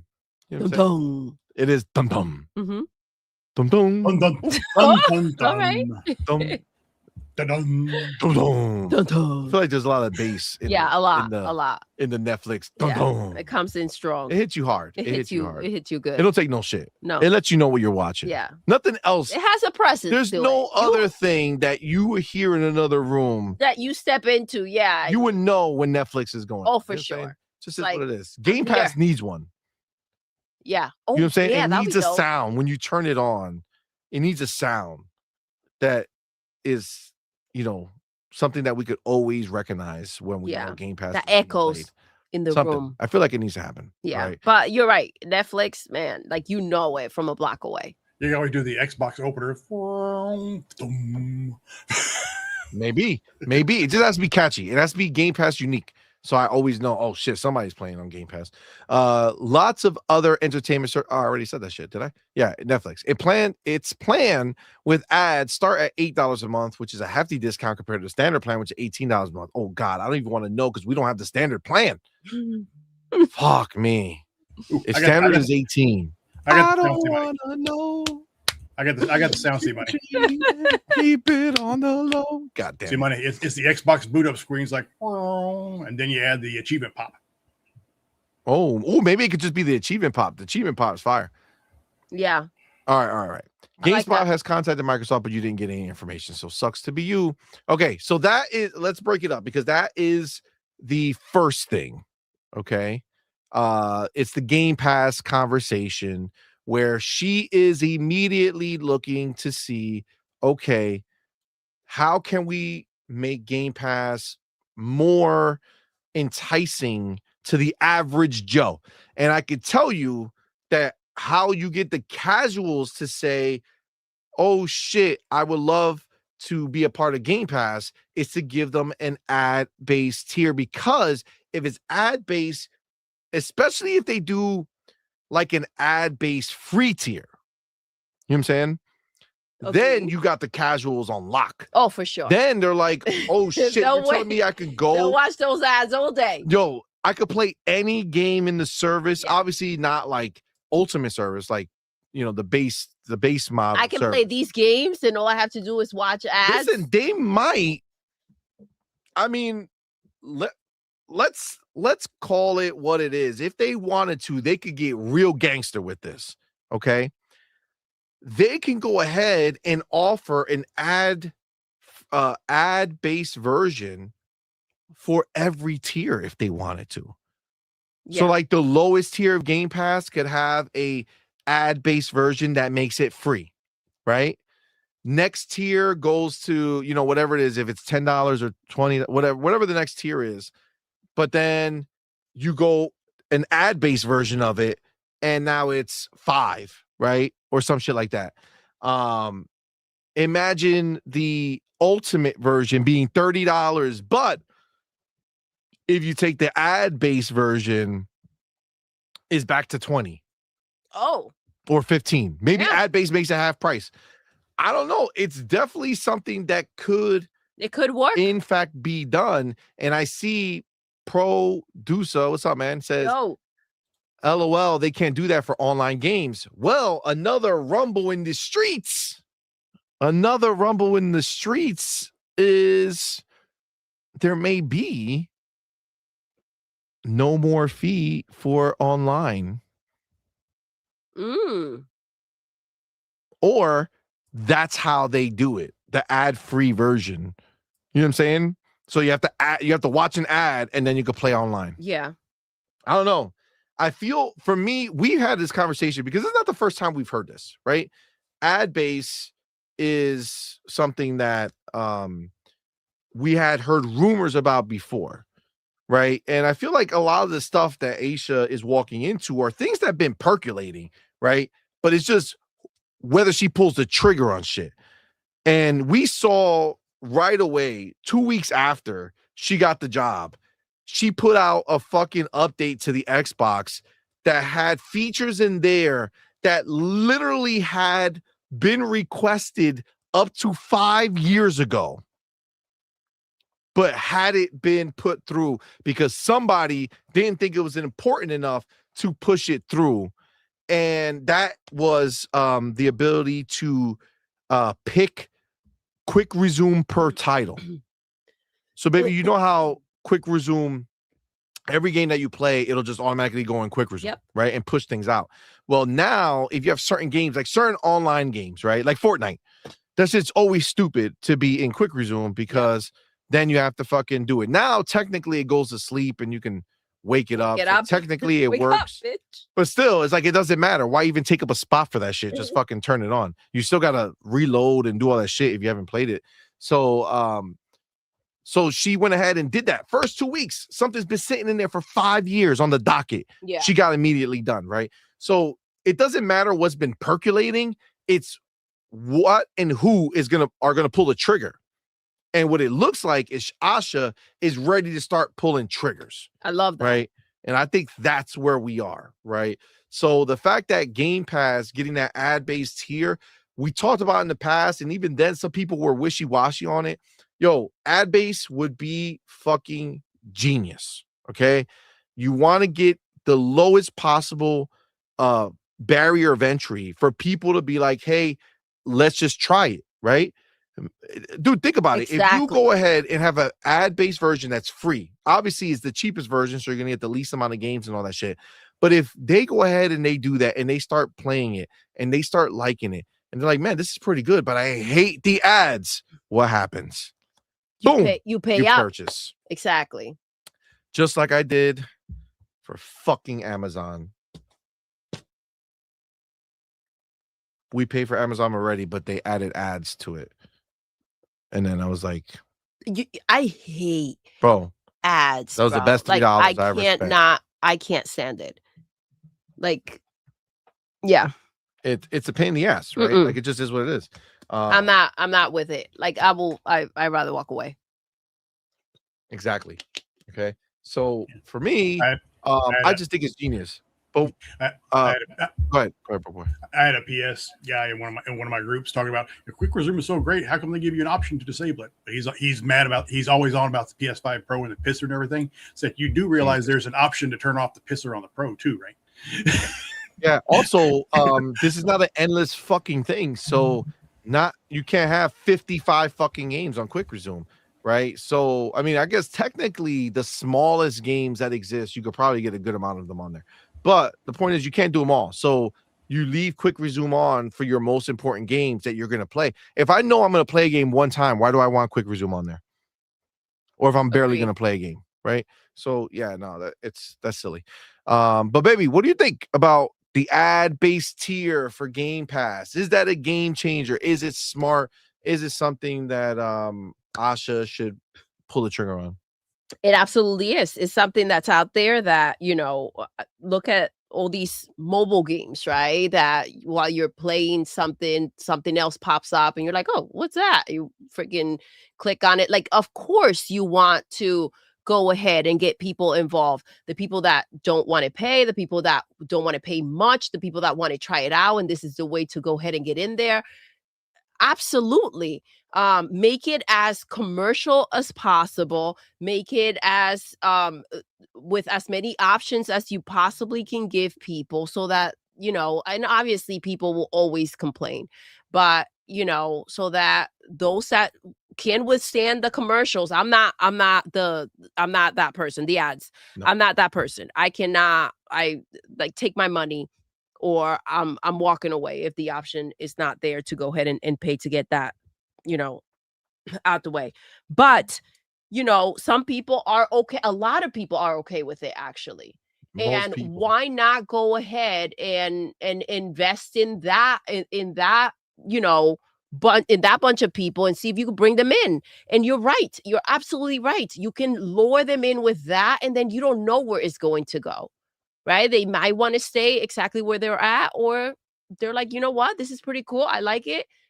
I spend more time than I thought in here. So let me go ahead and make my time more efficient. And here, take the extra bucks and no ads.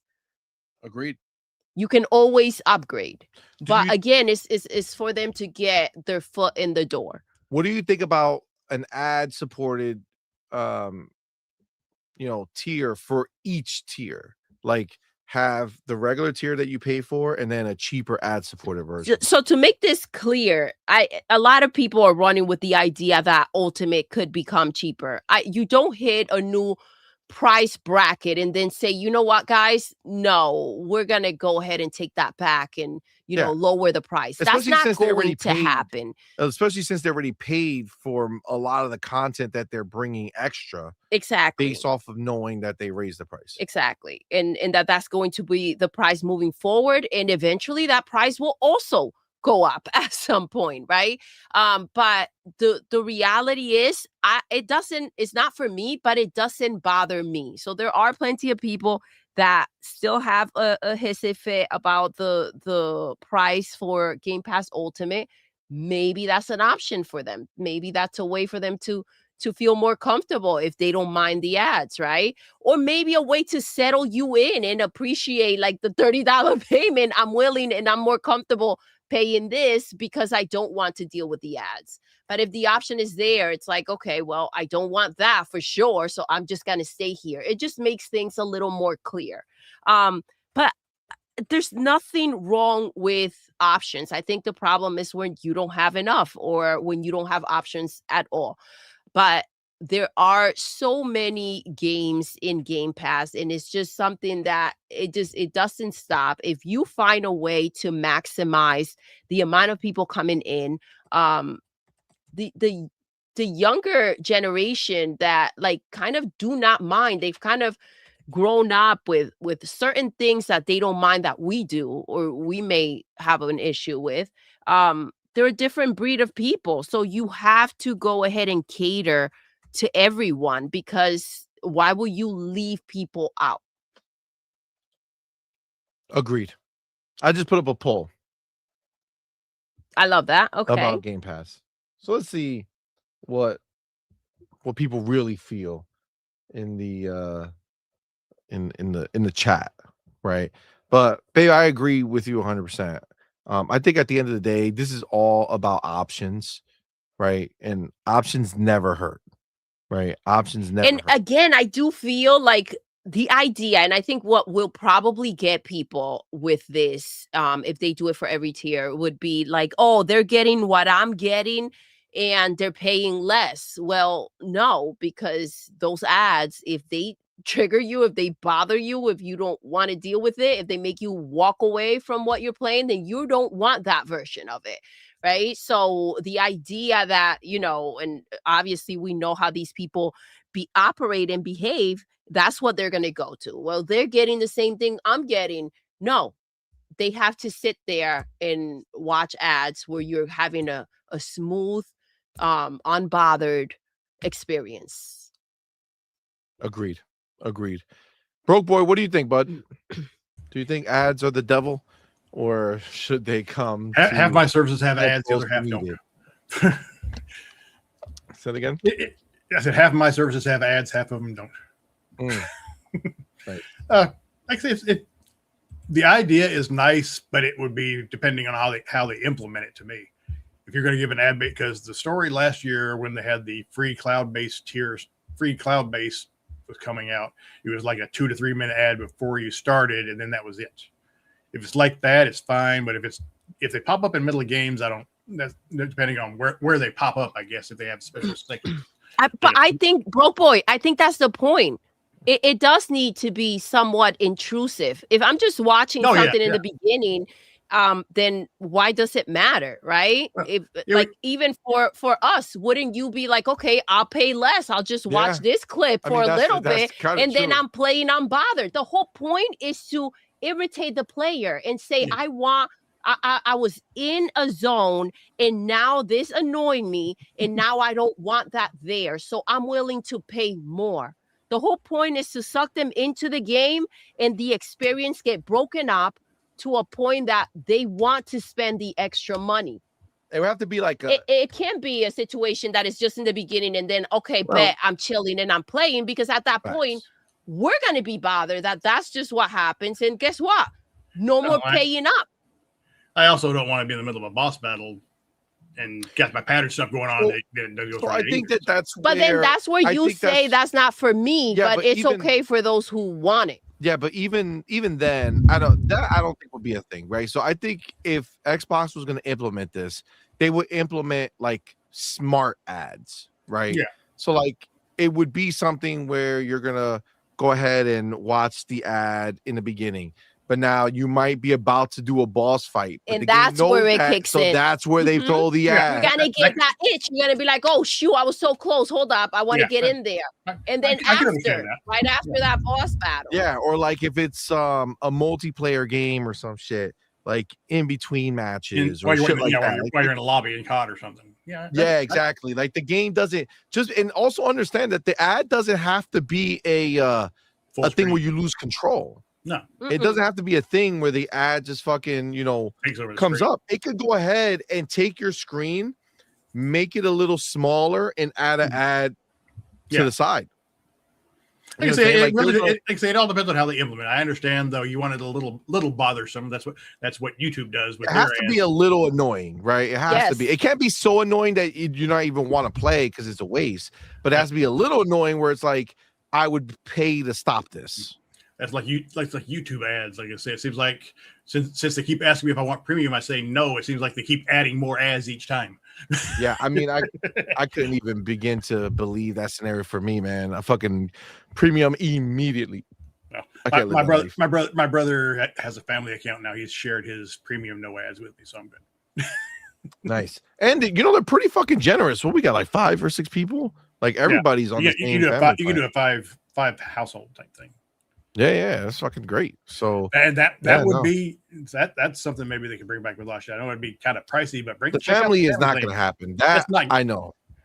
There's no chance. That costs way too much money, and we said it from the beginning. Yeah, it would be great. Yes, amazing, but it just doesn't. Honestly, it doesn't make any sense. And it's something that, again, it's just being truthful. It would be extremely convenient for us.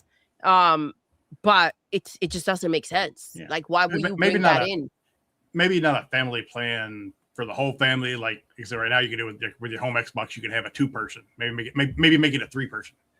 Maybe they should just like look at it and be like, hey, if you're in the same household, we can, give you some discounts. You know what I'm saying? Yeah. Hey, you get like a 2% discount, 3% discount, 5% if you have fucking 3 or 4 or 5%, 6%. I agree with that. And the only reason why I think that makes a lot of sense, and it would actually make people that don't have multiple accounts that may feel like, oh shoot, we could use another one, take that leap, because you can get Game Pass. And again, we don't do this, and every time we talk about the prices are out there, it's like, oh shoot, that's much cheaper, because they have these other deals where you can go ahead and get Game Pass in that way. Yes, they can do something that chains you in, and you can get a discount for, and it doesn't need to be for, obviously not the first account, but for the add-ons that you have.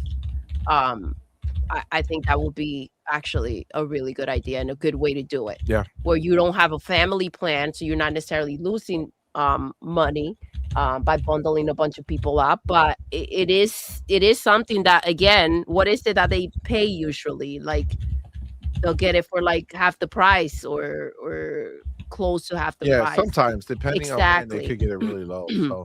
So if that can happen, then yes, match those prices, maybe even a couple of bucks more, Well, even if it's more, it would still be enough for most people to not have to go find it. Exactly. And instead, they just click the button; it automatically works. So, all right. Well, okay. So I guess for us, the consensus is that that it's good for the Game Pass to possibly have an ad-based tier. We're gonna go ahead and go to the next part of the story. But let me just make sure that I missed something here. Yes, I did. Okay, so I don't want it to go by. Let me get my boy. Here is JD Gamer in the building. Shout out to JD Gamer with that $5 super chat. I appreciate you, homie. Says Asha the Empress is not playing around. She just wants Xbox to do what it can do, and be nice time is over. She is setting ponies straight in the streets. Facts. JD Gamer. I mean, look, the reality is that's what it is. I'm telling you, we thought that Matt Booty was a killer. You know what I'm saying? Like, that's the way, because of the words that he put out there, we all believe that. But I gotta tell you, I feel like, there's no better way to see real shit get done than by someone who has something to prove. You know what I'm saying? And I think that she is out here and she is not fucking around. She is 100% living that thug life, saying, fuck this shit. We're going to make some moves. We're going to do things that are different. And yeah, that's where we are, man. That's where we are. So, all right, let me go ahead and take this chapter. We're going to move on to the next part of this. So they continue on with the Netflix partnership, ? Says intriguingly in the same report, Netflix co-CEO Greg Peters said he and Sharma have kicked around ideas, quote unquote, for how Netflix and Xbox could work together on subscription bundles. Woo! Nothing has been confirmed, but Peter said he wouldn't eliminate any possibilities. Oh shit. He says, quote, you would have to do it in a way that works for the consumer and works for both companies. And frankly, I think Microsoft's still trying to figure out how to make the Game Pass bundle work for Microsoft, Peter said. But what I like about Asha's thinking is it's all about how do we do more? And it's already been exciting to watch. That's dope. So first of all, you got the dude from Netflix who's like, I like this. See, I'm telling you. So like, I need y'all to understand. I'm not fucking around. Okay. She is not fucking around. She is out here making moves. She wants to make an impact. I wouldn't be surprised if her eyes are on Summer Game Show, okay, on the Xbox Summer Show. I would not be surprised if she is looking to come out of that fucking summer showcase, have her walk on the stage or be on the screen if it's digital. Oh man, it would be cool if they did it in person this year. You know what I'm saying? I feel like they should do it in person this year. This is her first year. We should have a big fucking show for her. But I feel like she's eyeing the summer showcase, my dude. I feel like she is looking to have a crazy show, and she wants to be like, I did this. This was my shit. Goddamn, Asha, look at you. Look at you. Fucking A. Not fucking around. That's what I like to see, Asha. Good shit. All right. So yes, her thinking is, how do we do more? And it's already been exciting to watch. That's very cool. Netflix is pumped. All right. So I'm gonna leave that last piece because again, if we had the actual report, there might have been more, but this is just something that they took from that. But I will say, for me,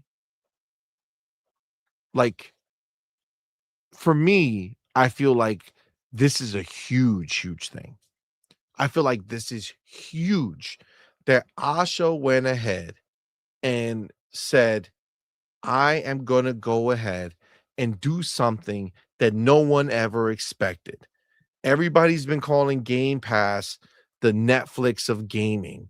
What if I can go get Netflix and bring it in? And let me tell you something right now. If you're not listening to what is being said here, the deal is frankly already almost done. Whatever deal they're working out is almost done. This is a Microsoft play right now. This is Asha and Satya sitting down saying, we need to make this happen. How can we make it happen? Because Netflix makes it very clear. Their number is their number. Whatever they need from this, they are going to get that. Okay. So that's happening. You can read between the lines of how he's talking about it. He's saying you would have to do it in a way that works for the consumer and works for both companies, right?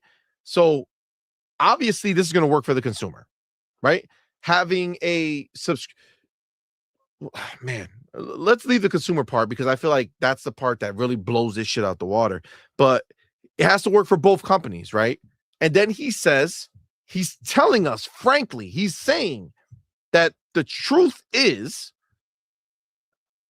Microsoft is still trying to figure out how to make the Game Pass bundle work for Microsoft, which means it already works for Netflix. Netflix is already a go. They are on board.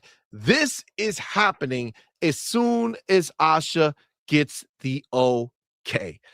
That's where we're at right now. So that's a huge, huge thing. But again, one important thing is he says you would have to do it in a way that works for the consumer. This 100% works for the consumer, right? 100% works for the consumer. And that's the part that's going to help Asha get the yes. Because the consumer now, if I imagine the way this deal is going to work, is that if you have Game Pass, you have Netflix, okay? At least the standard version of Netflix. But the question is, if you have Netflix, do you get Game Pass? Because if that's the type of deal that they're working out here, where if you subscribe to Game Pass, you're getting Netflix, but if you subscribe to Netflix, you're getting Game Pass, all of a sudden, and to be clear, for the people who don't know, because I'm not going to assume that everybody knows Netflix and what's going on with Netflix. To be clear, right now, Netflix has gaming on Netflix. Like that is there. You go, is another tab, and there's gaming. You can play with your phone. They have some that you can play with a controller. It's out. It's out in these streets. So this is not a new random thing that would Netflix would be. It would be simply in that tab, you go over to Netflix, you go over to the games, and all of a sudden there'll be a Game Pass fucking tab there. And from there, you have your controller, boom, you're in. And if they even want to start slow, Game Pass has a large number of games that work via the touch of the phones. Okay. So if you wanted to really get gully, you can go ahead and make it so that the touch-based games on Game Pass are there and you can just use your phone. Now, the other side of that is that if you ever played through remote play on your phone, then you would know that there is a control overlay on regular remote play. So if you're logging into your Xbox, you could play your games, not well, but you could play your games with a touchscreen controller layout. Okay. So that's already there. So if Netflix and Xbox work together and make it where if you have Netflix, you are now fucking getting Game Pass as part of that subscription. Maybe not ultimate, right? Let's not shoot through the moon here, right? Maybe just the base. Maybe it's the premium. But either way, that would open up fucking Game Pass to like Netflix has like 300. Don't they have like 300 million fucking subscribers at this point. Something like that. Like it's some asinine number. So you're talking about people who have Netflix now having Game Pass. All of a sudden, you're fucking going through the roof. So many people will have access to Game Pass. It's crazy, right? It's crazy. So even another thought would be, as I just throw this out there, internet provider. Throw a Game Pass discount for ISPs. Here's Verizon Wireless. Here's a Game Pass, not the $15 tier, knock it down to 10. You're saying if you're a service provider, like My Frontier or whatever, or Cox or whatever that is, something like that. Just find new ways to get it out there. I mean, those are definitely different bundles that they could do for sure. But I think right now she's looking for home runs, right? She wants grand slams, right? She's not looking for, she doesn't want the nickel bag. She wants to start off strong. She wants bricks. You know what I'm saying? She wants bricks, right? So I feel like that's the selling point that she has to do right now. That's where she's sitting with Satya and Amy and all those people saying, listen, I know we're going to have to take a cut. Okay. That we're not going to make as much on every subscriber through this deal, but goddamn, we're going to have an influx of people who are now going to be able to take a part of it. Now, if they want to get cute, they can make the Netflix version the ad-supported Game Pass version. So they get the cut plus the ad revenue as well, if that's the route that they wanted to take. The point is that this is Asha's job right now, is to sell Satya and the gang on going ahead and doing this deal. And so Mac22 says they have almost 400 million subscribers at Netflix. So that is huge. I see Daryl says, who's winning, Xbox or Netflix? Both. That's the point, right? So Xbox obviously is more Xbox winning than Netflix, right? Let's call a spade a spade. So if you sign up for Xbox and you get a Netflix subscription, that's only 30 to 40 million people who are on Xbox with Game Pass. If Asha can get Game Pass into Netflix, where Netflix customers now have access to Game Pass, bro, that's crazy. Like, that's insane. That would be insane. I'm back. You're back? I'm back. So baby, we've been talking about. Yeah, fill me in a little bit. Yeah, so this is the biggest thing when reading this, right? Because we were talking about it before reading the actual article, right? But this part right here is crazy. So the co-CEO of Greg Peters said that they've been kicking around ideas for how Netflix and Xbox could work together on subscription bundles. Bundles meaning both ways, right? Netflix subscription bundles come with Game Pass, Xbox subscription bundles come with Netflix, right? And that they wouldn't eliminate any possibilities. But this is the part that shows that this is 100% happening. Okay, well, that it's in the motion where it can 100% happen. Yeah, anything can go sideways. But it's right here. He quoted as saying, you would have to do it in a way that works for the consumer and works for both companies. But this is it right here. He says, and frankly, so basically saying, so truthfully, like, keeping it a buck, I think Microsoft's still trying to figure out how to make the Game Pass bundle work for Microsoft, which means that it already works for Netflix. Yep. Their part of the deal is good to It's figured out. Yeah. They're happy with it. It's Microsoft have to make their dollars work to make this bundle work. And then he continues with the other part of it, babe, which is literally what we've been talking about here. How much of a killer Asha is. He says, quote, but what I like about Asha's thinking is it's all about, quote, how do we do more? Mm-hmm. And it's already been exciting to watch.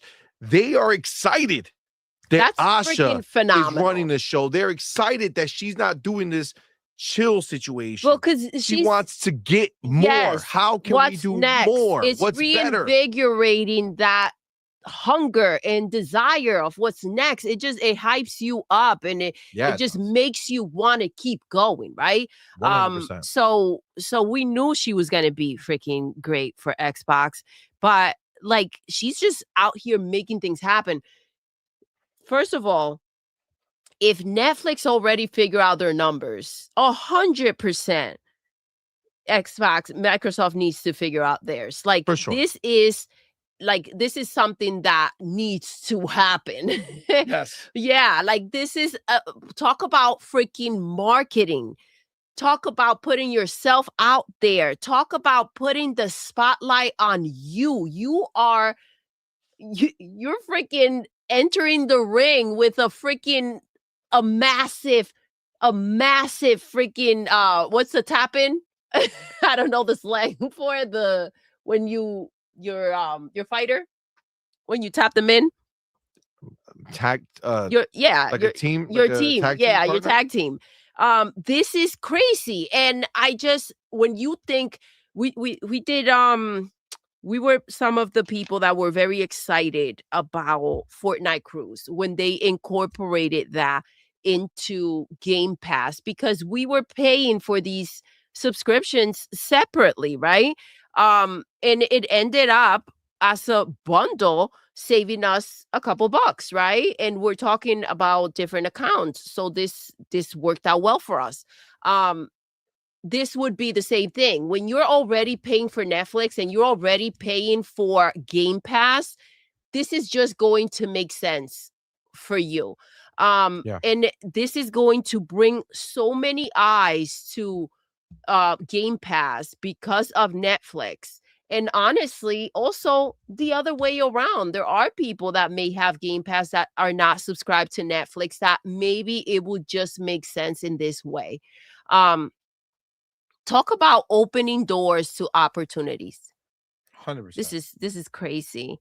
But as Netflix is just the beginning. If you bring in that beast, like, what else is on the table? Facts. What else is on the table? Where else can you go? It also, obviously, it depends on the type of contract that they sign, but I'm assuming, like, obviously this is all the branching out part of it. And as much as they kind of got rid of and they don't want any trace of this is an Xbox, the idea was genius. Yeah. Right? The idea, the essence of it is the marketing. It didn't hit right with people, but this is an extension of that. Let's be clear, right? This is an extension of that. This is a new way to get your Game Pass, to get your games to play. Like, this is amazing. And we said it, this is not going to be something that they're going to drop. They're going to move forward with that whole idea of, like, where else can you play?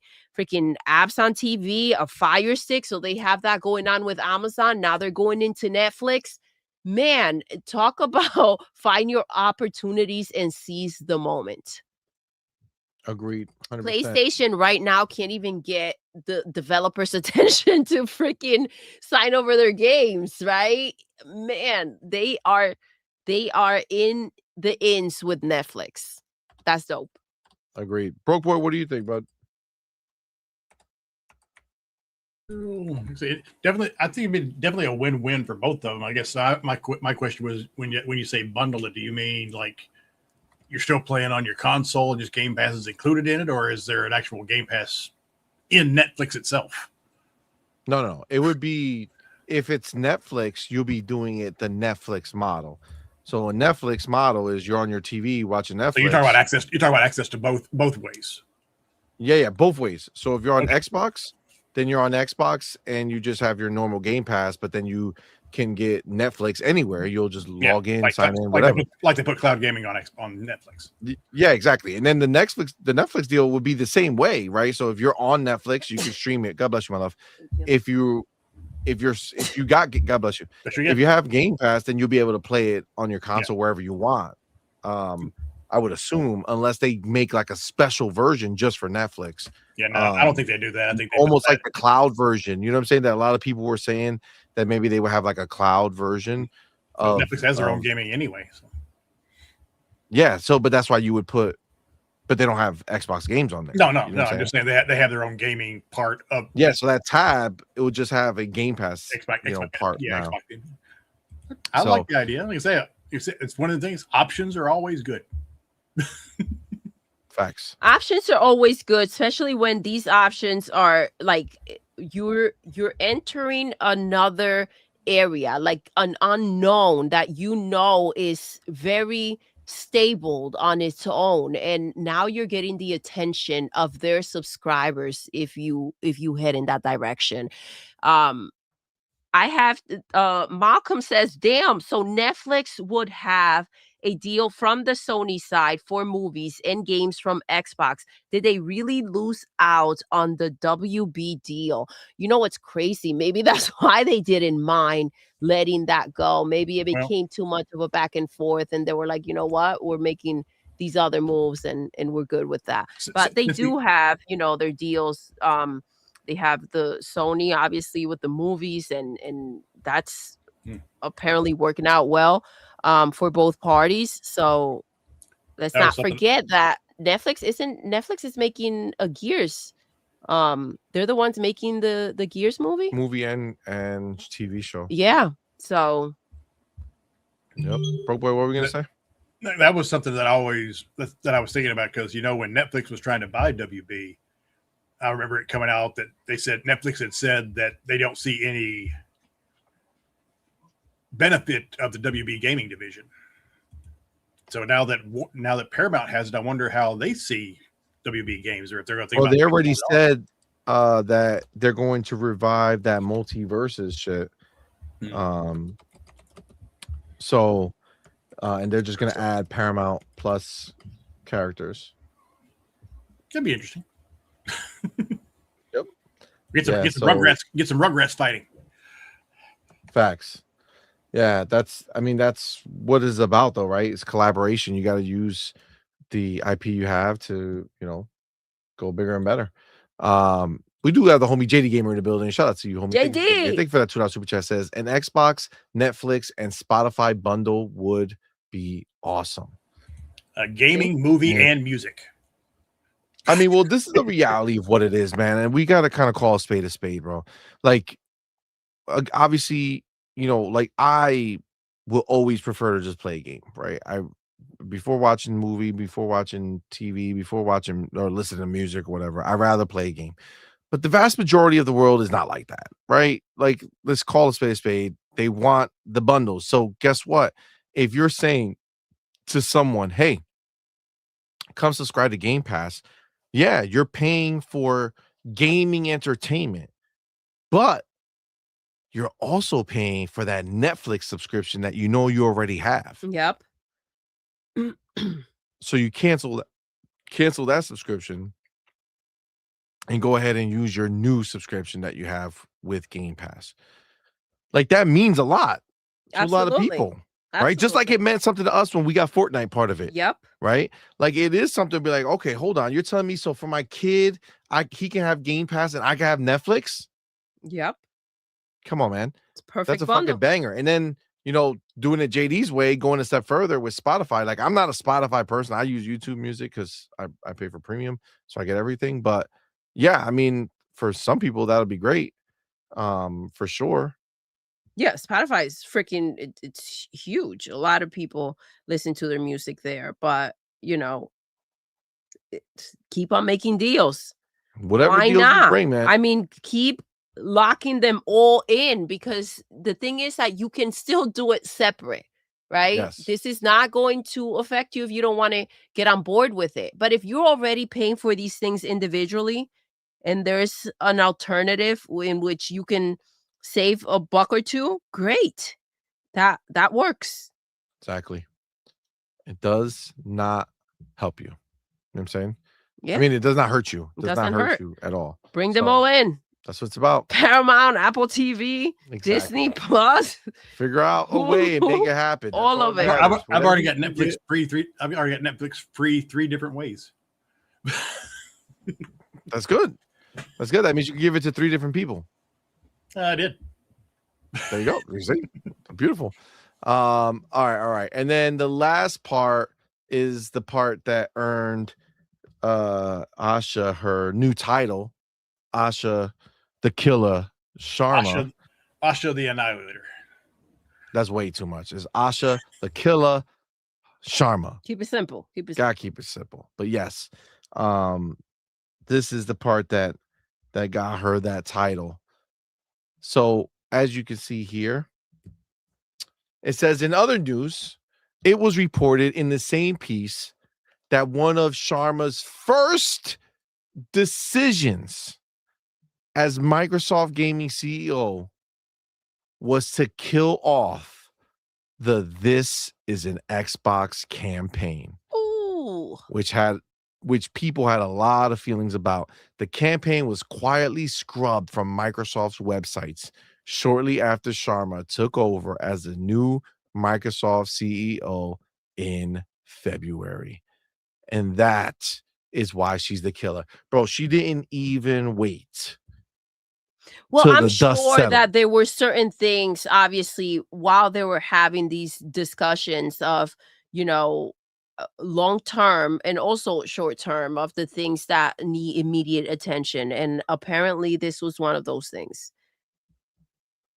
Yeah, well, it had such a nasty like stigma to it. You know what I'm saying? Like people were really upset about that whole marketing thing. So she made that executive decision really quick, right?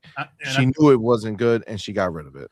That may have been something, because I know when she made her initial statement when she was coming in and said she had been talking to Phil for a few months, that may have been one of the things she was discussing with him. It's like, I think we need to get rid of this. Well, I don't know. I feel like Phil was down.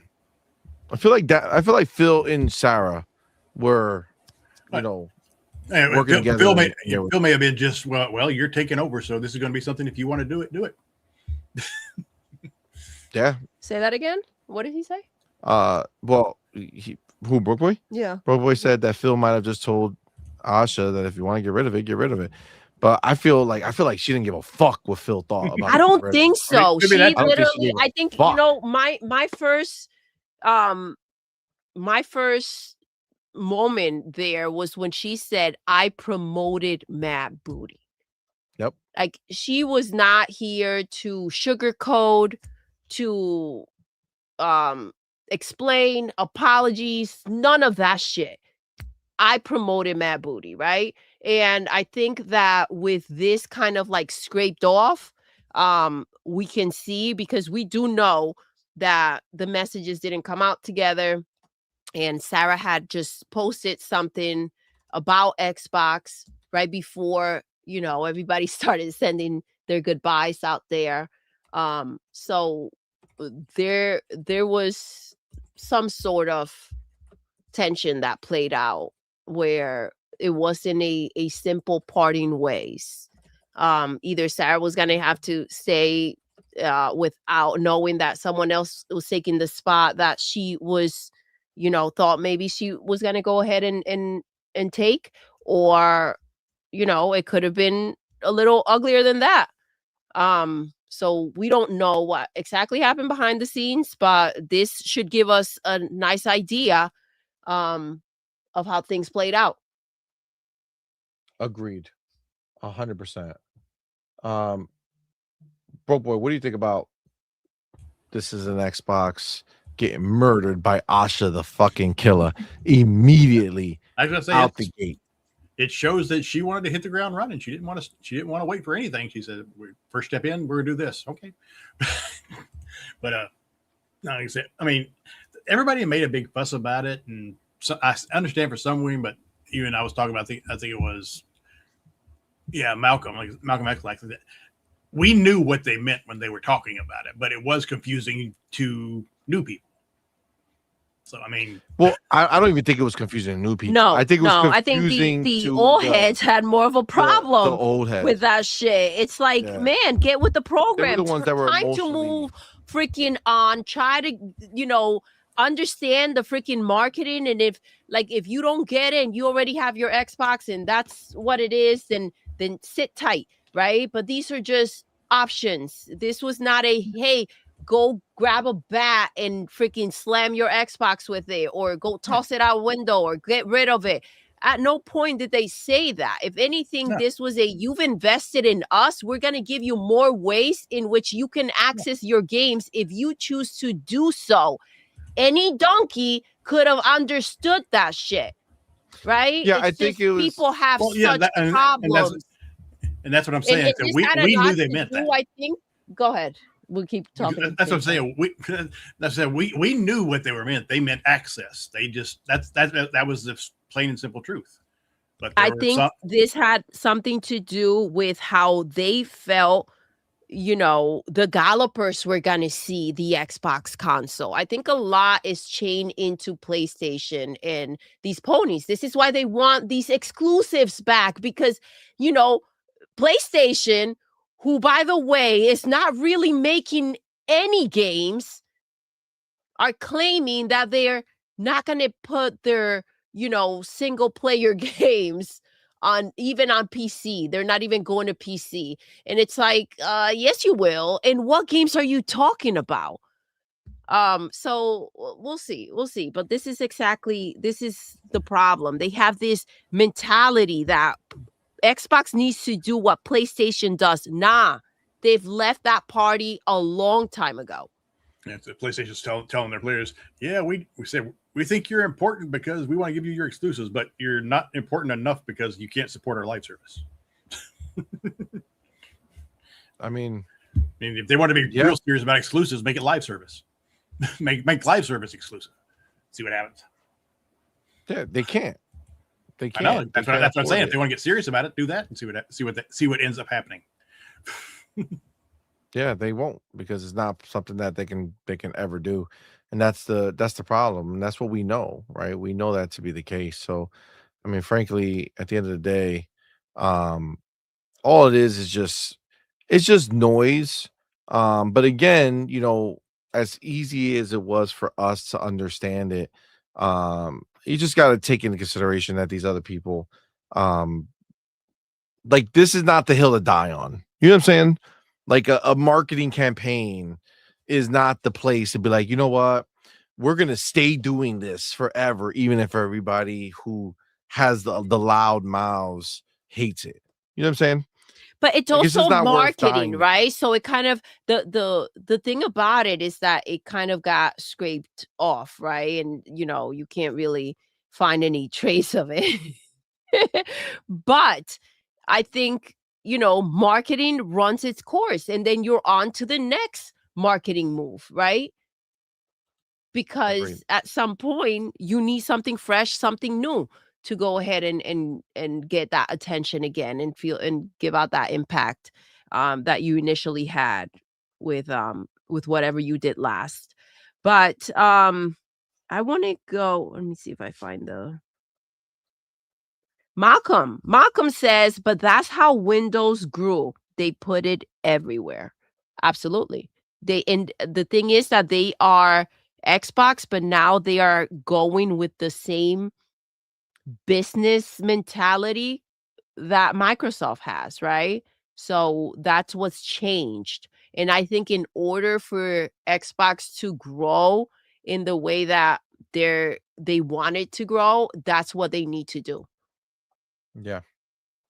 Yeah, I mean, look, again, it served the purpose of making it understandable to most people that you can play your shit anywhere.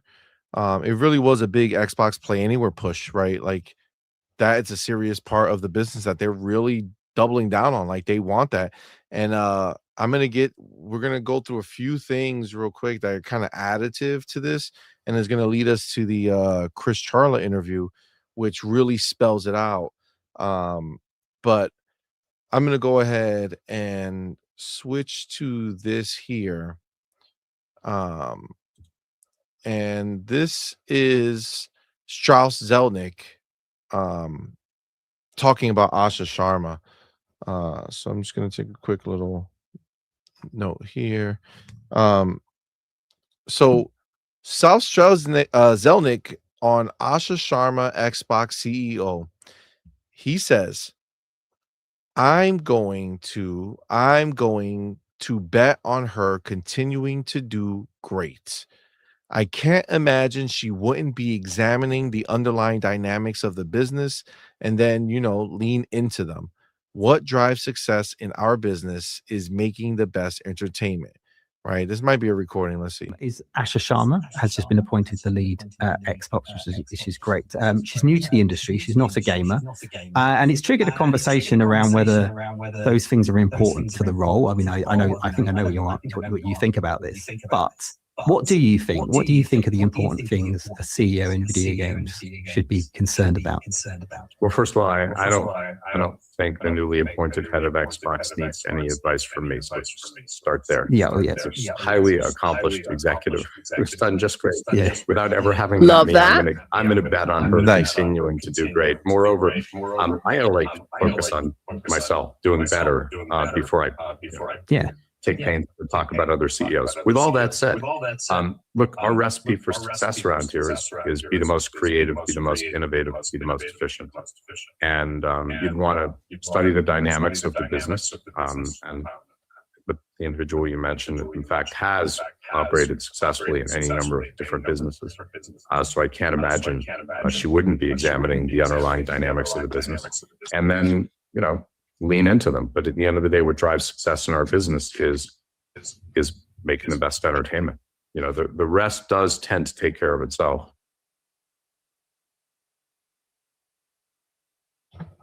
Okay. So yeah, I mean, it was nice of him to right away kind of know his place with it. I mean, he didn't go and jump in and be like, hey, we can let me give her some advice because I've been doing this and she hasn't. Exactly. He understands that she's highly accomplished in everything that she's done. So to come out here and try to give her shit is a problem. But he didn't. He did it right. He was respectful. And at the end of the day, I think Dream wanted him to say something. Has just been appointed the lead. Say it again.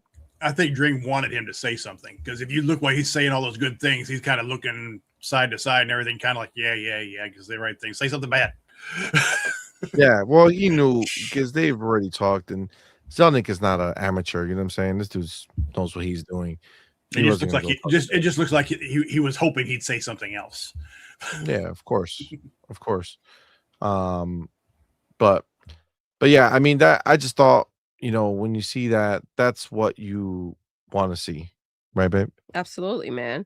And I have to say to that's exactly how he should have handled it. Like we know what she's done, right? We read about it, we saw, we looked into it, and she has an outstanding resume. And to come out here, obviously from his perspective is differently because he's in the industry and he's been doing this, but he treated her and spoke about her with the respect that she deserves from what she's done.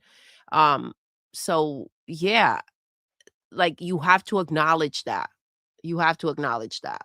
A lot of people out here kind of questioning what she's going to do or if she knows what to do, and it's like, come on, man. Agreed.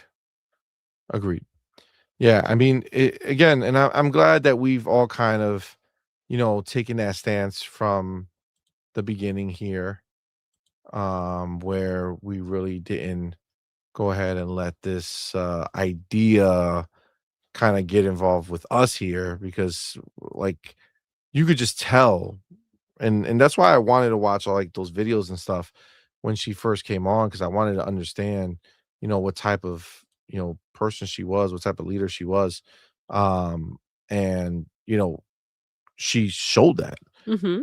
Based off what she's done, you can see the level of confidence she operates at, and how she speaks and how she thinks about things. And then she came off right right off the rip talking that shit the right way, you know, like she knew what people wanted to hear and she said it. And then now fast forward and we're seeing, you know, shit happen, right? We're seeing this stuff happen. Like this is a quote from, you know, we had a quote from the CEO of Netflix talking about her and him and Asha talking about the bundles. You know what I'm saying? This is not make believe shit. No, right? This is not make believe shit. This is real shit. She's getting legit. She's making it happen. She's making it happen. This is part of the changes. This is a way to take Xbox to the next level. This is how you move forward. And this is how you go ahead and say, yeah, you guys were doing that, but this is what I'm doing. I have to say that some of these things, and obviously, you know, Xbox has come so far, but these are leaps, I feel, like in such a short amount of time. So hopefully it all plays out smoothly. Does she have any videos where she's talking about Xbox yet? I've seen some of her AI stuff and things like that, but I haven't seen anything on her actually talking about Xbox. Well, she hasn't really had a. Well, she's definitely done like the. But I mean, anything on YouTube to watch. Like I say, I've seen her speak on AI and stuff, and she does speak very well. Yeah, I mean, she's spoken on the, like in the beginning, you know, when she took over, all her statements and shit. There's, that's all happened behind closed doors though, so they haven't done anything yet, like a public YouTube video from her or anything like that.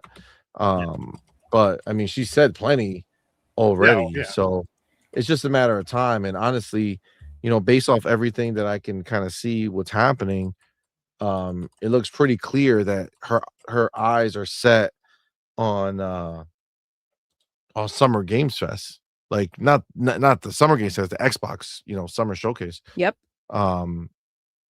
That's the one that I would say is, you know, where she's looking to essentially like pop that bottle. You know what I'm saying? Mm-hmm. So, but yeah, it's gonna be exciting when she does go ahead and kind of bring that moment to forefront, right? Where she can come out and kind of be like, this is what we're doing. I think honestly, this Netflix shit is crazy. If she can close this deal by the time the Summer Showcase, yep, that shit would be crazy. You know, I think we're gonna know how crazy Summer Showcase is gonna be depending on whether or not they do it in person or if it's digital. Agree. If they do it in person, that means they're looking for that crazy reaction when the news pops off. So, yeah, this is looking good. This is looking really good. All right. Let us move forward to that.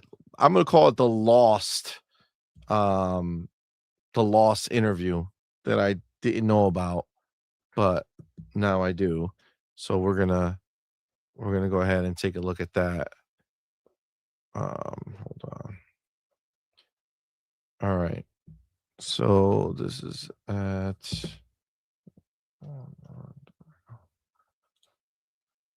okay. 218. Okay. All right. So I don't know how I missed this or how it happened, but we definitely didn't cover this you know, at the time this stuff was going down.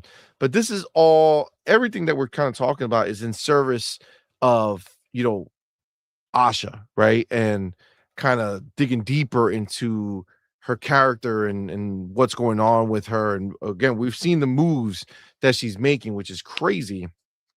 But this is one that she actually sat down with Satya and Nadella, and they had a Q&A. So Windows Central has this here. So let me go ahead and read it. So it says Xbox CEO Asha Sharma hosted Microsoft CEO Satya Nadella in an internal Q&A, amplifying that Microsoft will always invest in gaming. We're long on gaming. We'll continue to invest and we'll always do so. Doodle, what's that an amazing, clear enough? Clear statement. Yes, I think so. All right. At a big internal Q&A session, Xbox CEO Asha Sharma hosted Microsoft CEO Satya Nadella discussing the long vision for Xbox future. There's Satya in his Xbox hoodie, not fucking around. All right. He's not messing around. All right. Says this past month, long time. What happened? Go ahead. I'll wait to see you cover it first. I'll ask what you're doing.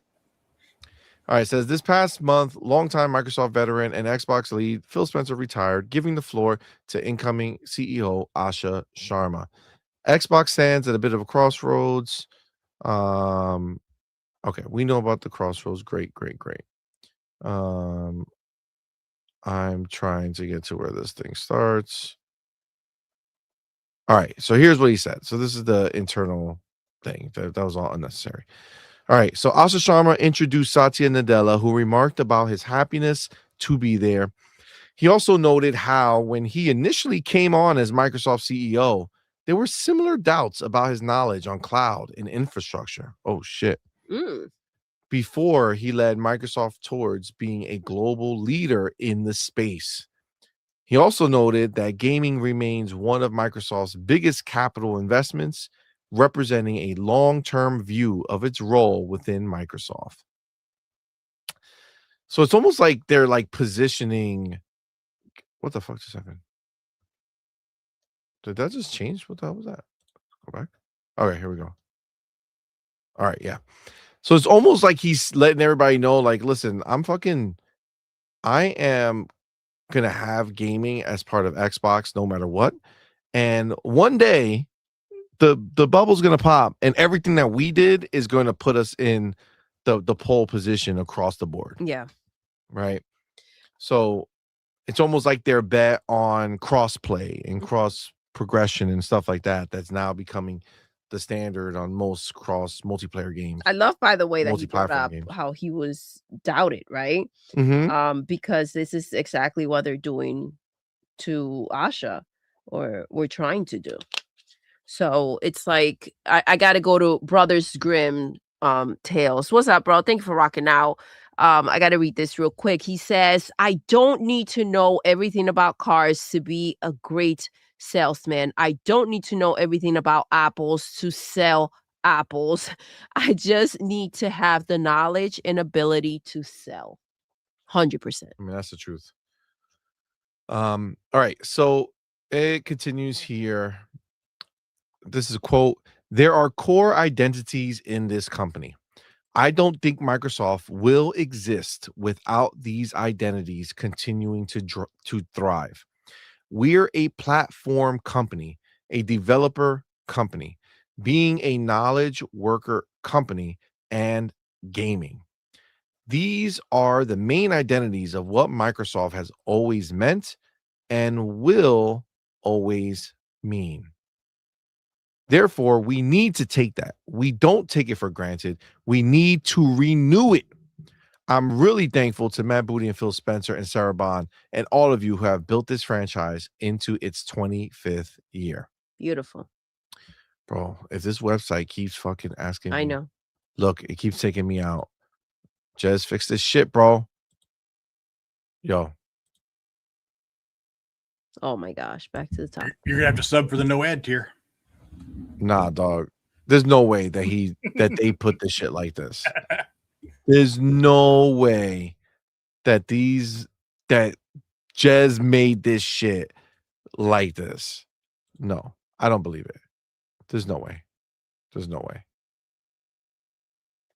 Okay, well, that's all right. Guess what? I'll just read it from the bottom, bitch. That's crazy. There you go. That's why I'm long on it. Phil, he's always talked to me about how gaming is the largest entertainment category. What is gaming in its most expansive, hold on, form going forward? ? This doesn't mean we walk away. Hold on. This doesn't mean we walk away from people who are doing. That Jez is not going to beat us, bro. All right. Hold on. Can I just press down? Yes.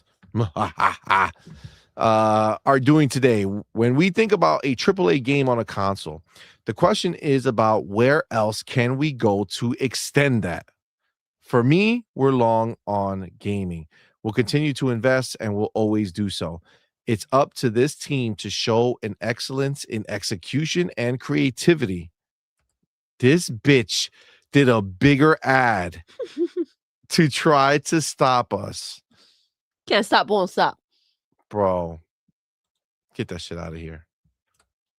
All right. To show an excellence in execution and creativity, software always carries risk, but this is software with lots of creation risk. It's way different, but yet we have to be the best in class at it. So, I got to respect the fact that Satya's like, listen, we're always going to do this. You guys need to step the fuck up. Yep. And go ahead and make the best, right? And I think that's a clear difference. I think that what he doesn't want to hear is that games released and they sucked, that games released and they weren't good. He wants to know that we're being creative, we're taking risks, but we're making good shit. And then at least in that case, he knows that, if you build it, they will come, right? Yeah.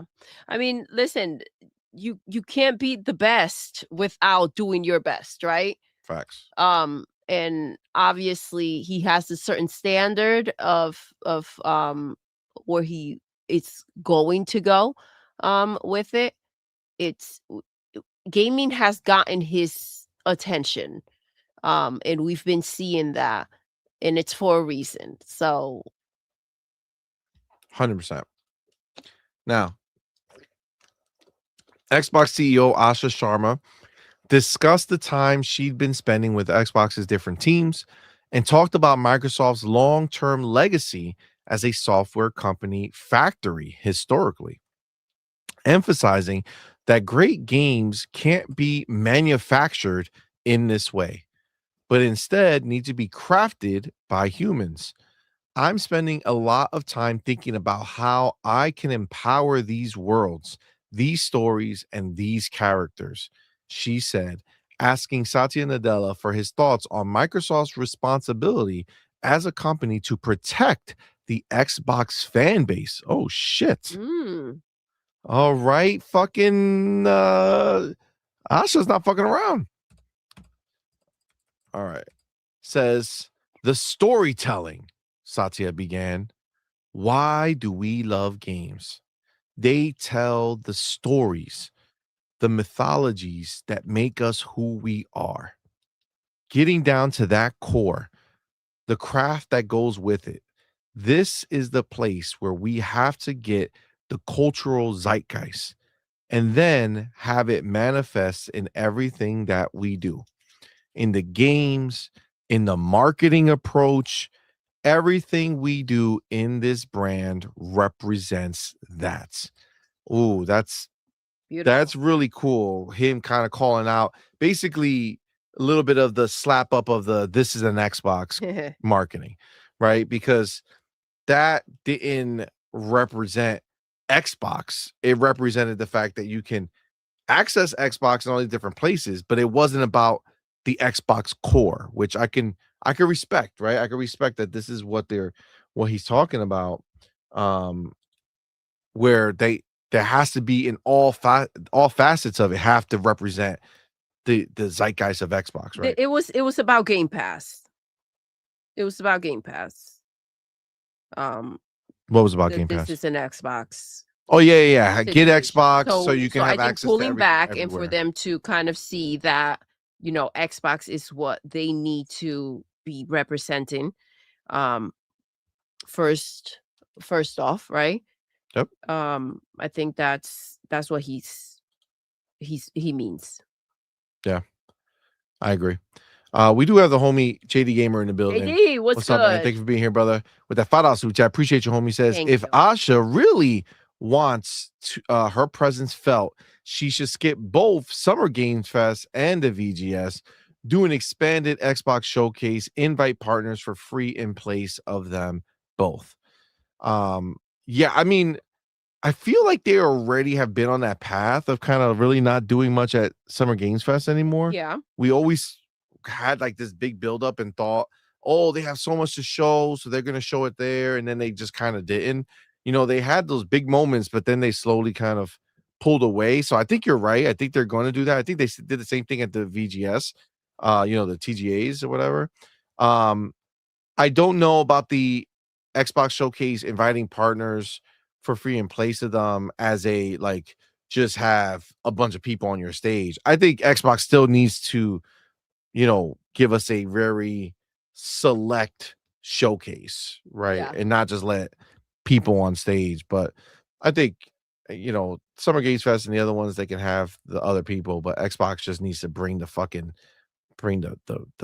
beast to this showcase. And I think Asha has all eyes on that showcase. I really, really do.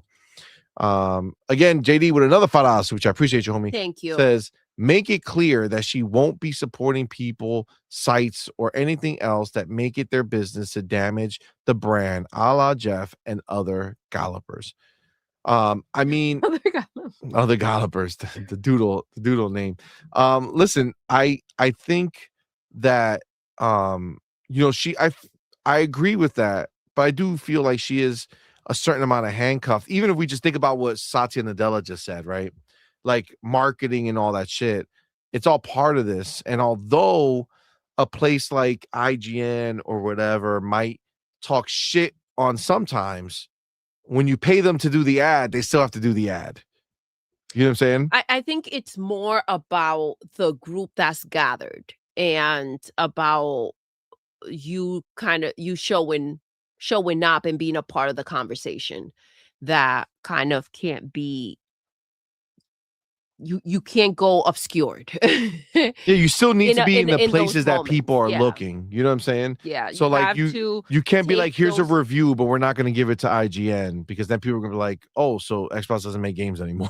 Well, yeah, you got to know that, certain, obviously there are people that's where they go to and that's what they listen to, or that's where they get their news from, their gaming news from. So exactly, it is necessary to have a presence because if not, you're just non-existent to that group.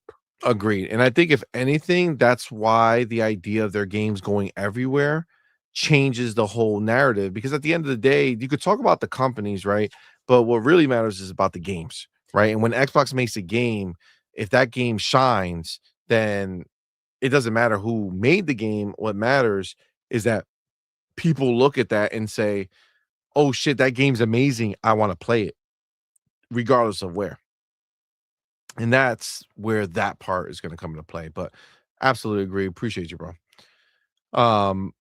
Okay, so it continues. Nadella said he hoped other parts of Microsoft could eventually learn from Xbox. Oh, damn. He said Xbox, quote, at its best, lifts the entire company. Quote, sorry, that's the last quote. So, owing to its consumer-facing nature, he told anecdotes about how some of Microsoft's bread and butter, high-powered enterprise customers often want to meet him specifically because they're Xbox customers at home, not just because they're in enterprise.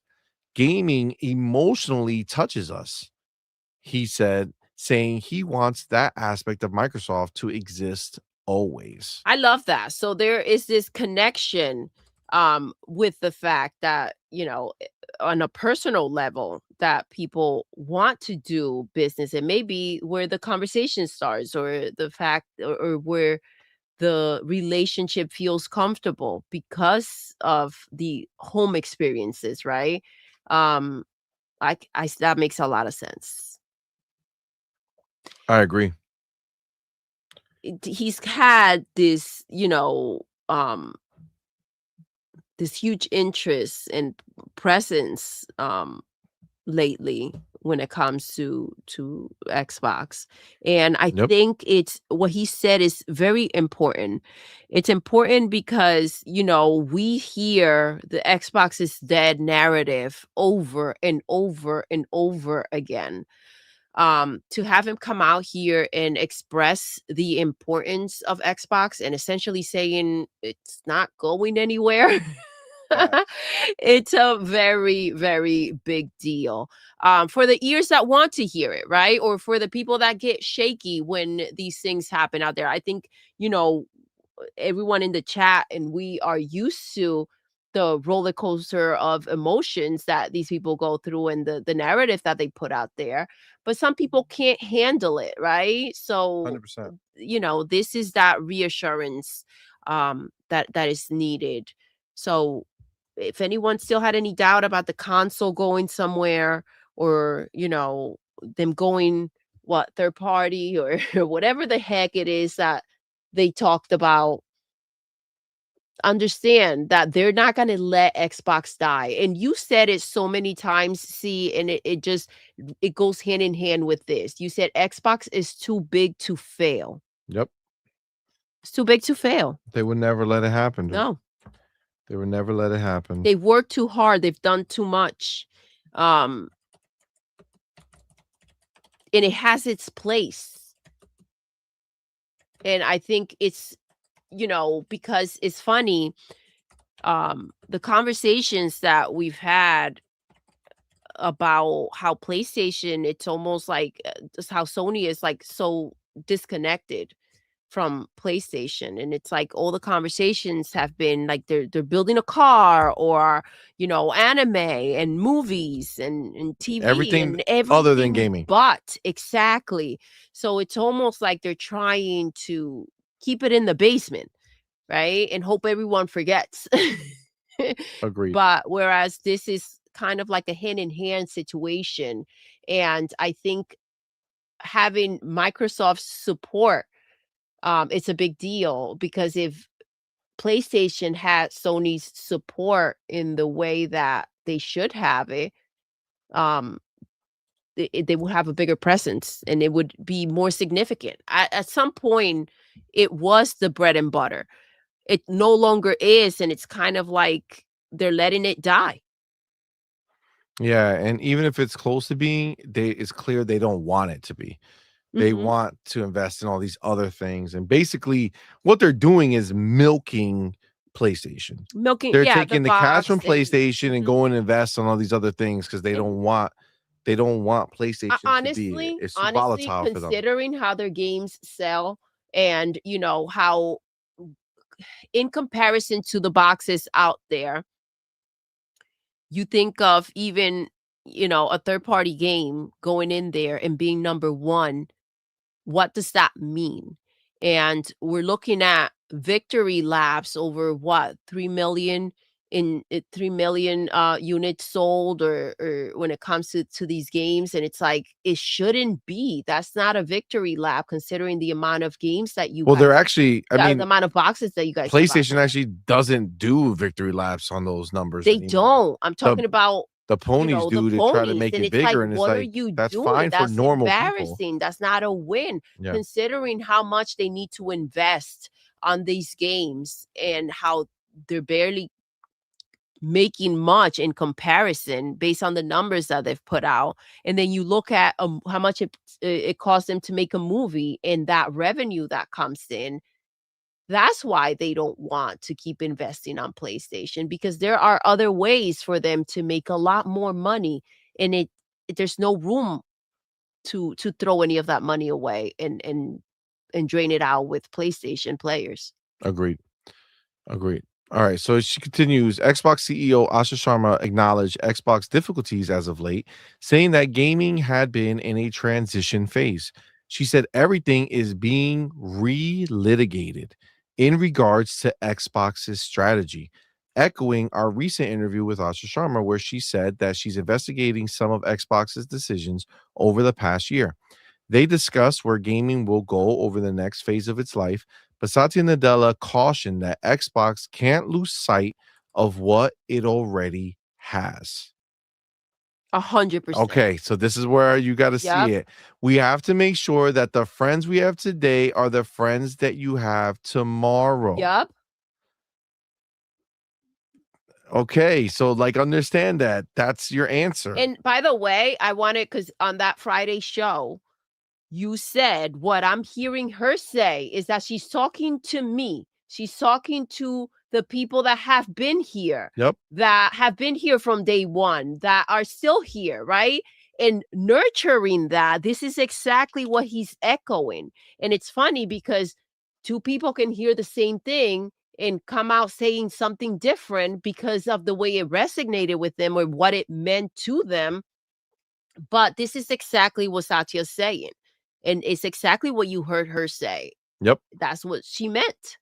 Yep, exactly. So Satya said of Xbox existing customers, you want to wake up feeling like your friendship has even grown stronger. Absolutely. We have to really make sure, whether it's console, whether it's PC, whether it's console, whether it's PC, whether it's the lover of Forza, Halo, we really want to make sure they love us for what they expect us to do. Now, to be clear, he said lover of Forza, lover of Halo. Well, lover of Forzas exist in other places now. Mm-hmm. Lovers of Halo will exist in other places now. So it's keeping like that is the way forward. I think something that was very and you know, a lot of the things that need to be looked into, I feel like there was a lot of investment made, and you know, Game Shark said earlier that people want to see the turnaround kind of like right away. And this whole situation with them putting games on PlayStation, it's pretty recent, right? And I think the idea of thinking of the amount of boxes that are out there and the possibilities and reinvigorating these players and make them want to engage and play your games in it's a big deal, right? But the reality is a whole other thing, because we see that these players are not showing up. And so when you are going in with like, all right, let's go, how many boxes, this was going to happen, and yes, you are hitting those top numbers, the problem is that those top numbers are not reflecting of the boxes that they have out there.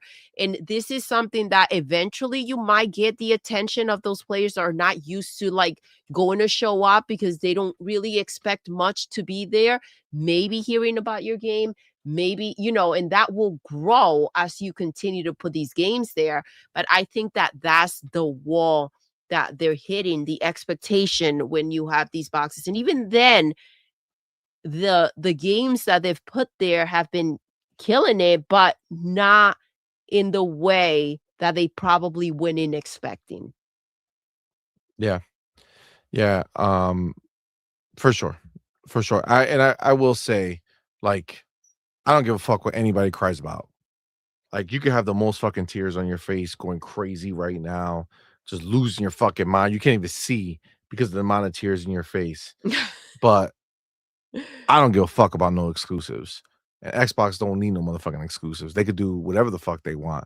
They need the money that comes from people buying these games wherever the fuck they are. I agree with that. I think, you know, when you are expecting your games, so when you're expecting them to, you know, continue to have all these studios, maybe shop around even a little more, continue to make these third-party deals, and you're expecting all of that to go into Game Pass, you can't hate on the idea that they need these games to sell as much as possible.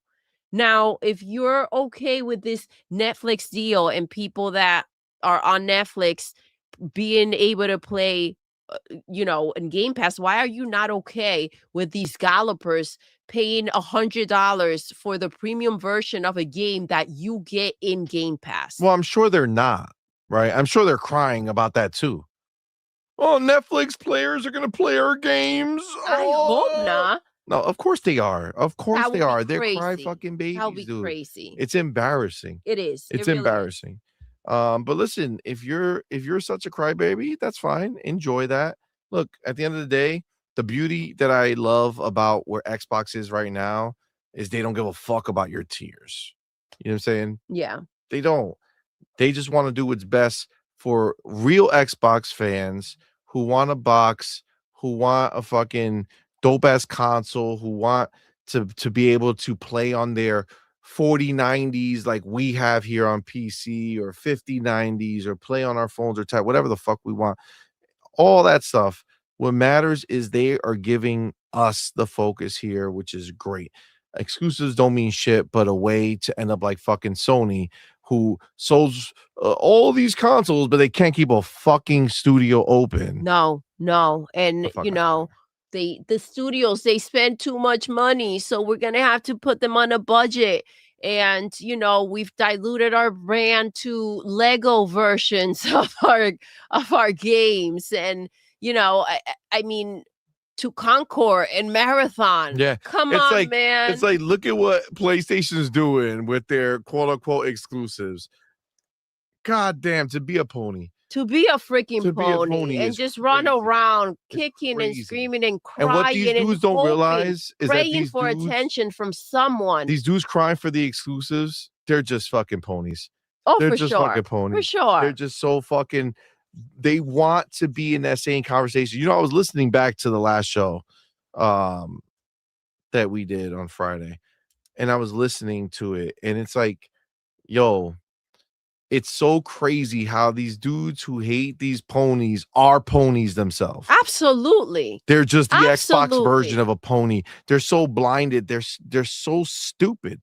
They can't see anything else except for something that's going to make them have a little twitch on their nutsack. You know why? What I'm saying? Because their lives have no fucking significance, and their freaking whole identity is the idea that I get this and you don't get to have it. How fucking pathetic. It's how really fucking pathetic. How sad.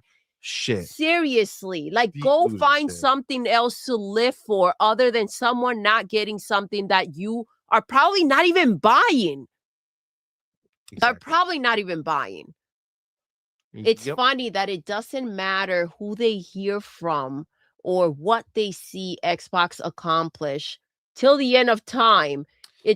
They'll be dead before Xbox is dead, and they'll still, their last words are gonna be Xbox is dead. Well, listen, look, we learned a few things from Digital Foundry, right? Yes. So we learned that right now in this world that we live on YouTube, that there is a lot of Digital Foundry type Xbox channels. Yes. That they know that exclusives are stupid because most of the people who run these channels know better, right? They know that it doesn't make any sense. The stats are there, the facts are there, but they still cater to that. They don't want to lose that group of people. They don't want to lose the morons, the audience that wants to keep hearing the same bullshit. Exactly. And the fact that they can't identify that they're being fed delusional nonsense, because that's where they are, in Delulu land. It's crazy. But I guess, you know, they can't identify it because you know, they're just that stupid. Listen, they don't want to lose those people. They don't want those people to be like, I'm not going to watch this channel because they're saying that we shouldn't have exclusives. Listen, fam, get gone. You know what I'm saying? Seriously. Go watch those Digital Foundry ass motherfuckers who want to tell you that exclusives matter so that you won't leave their channel. Okay? Exclusives matter so much that PlayStation is thriving right now. Yeah, they're questioning it. They're not. Digital Foundry has to question the audience first to see how they want to feel about it. Remember that, right? Well, that's what do you think these dudes do? They sit there, they look at the chat, and they say, "Oh, our people still want exclusives." Oh man, let me tell you how much, you know, I understand, but I wish we still had them. Oh, let's play both sides of the fence. Sorry, man, that ain't us. Never couldn't be us. Couldn't be us. They not like us. They're not like us. Let's continue. Satya and Nadella talked about how gaming can be a force for good in the world and took a swipe, pun, LOL, at the doom scrolling culture that has begun encroaching on our free time. He said, joy in active engagement, hobbies like gaming and coding have an opportunity to make the entire world a better place. Quote, attention is the finite thing humans have. How can we earn permission tastefully for more of that attention? It brings joy back. That's the thing I always think about. Gaming is an active engagement. It's not that passive scrolling on things and so on.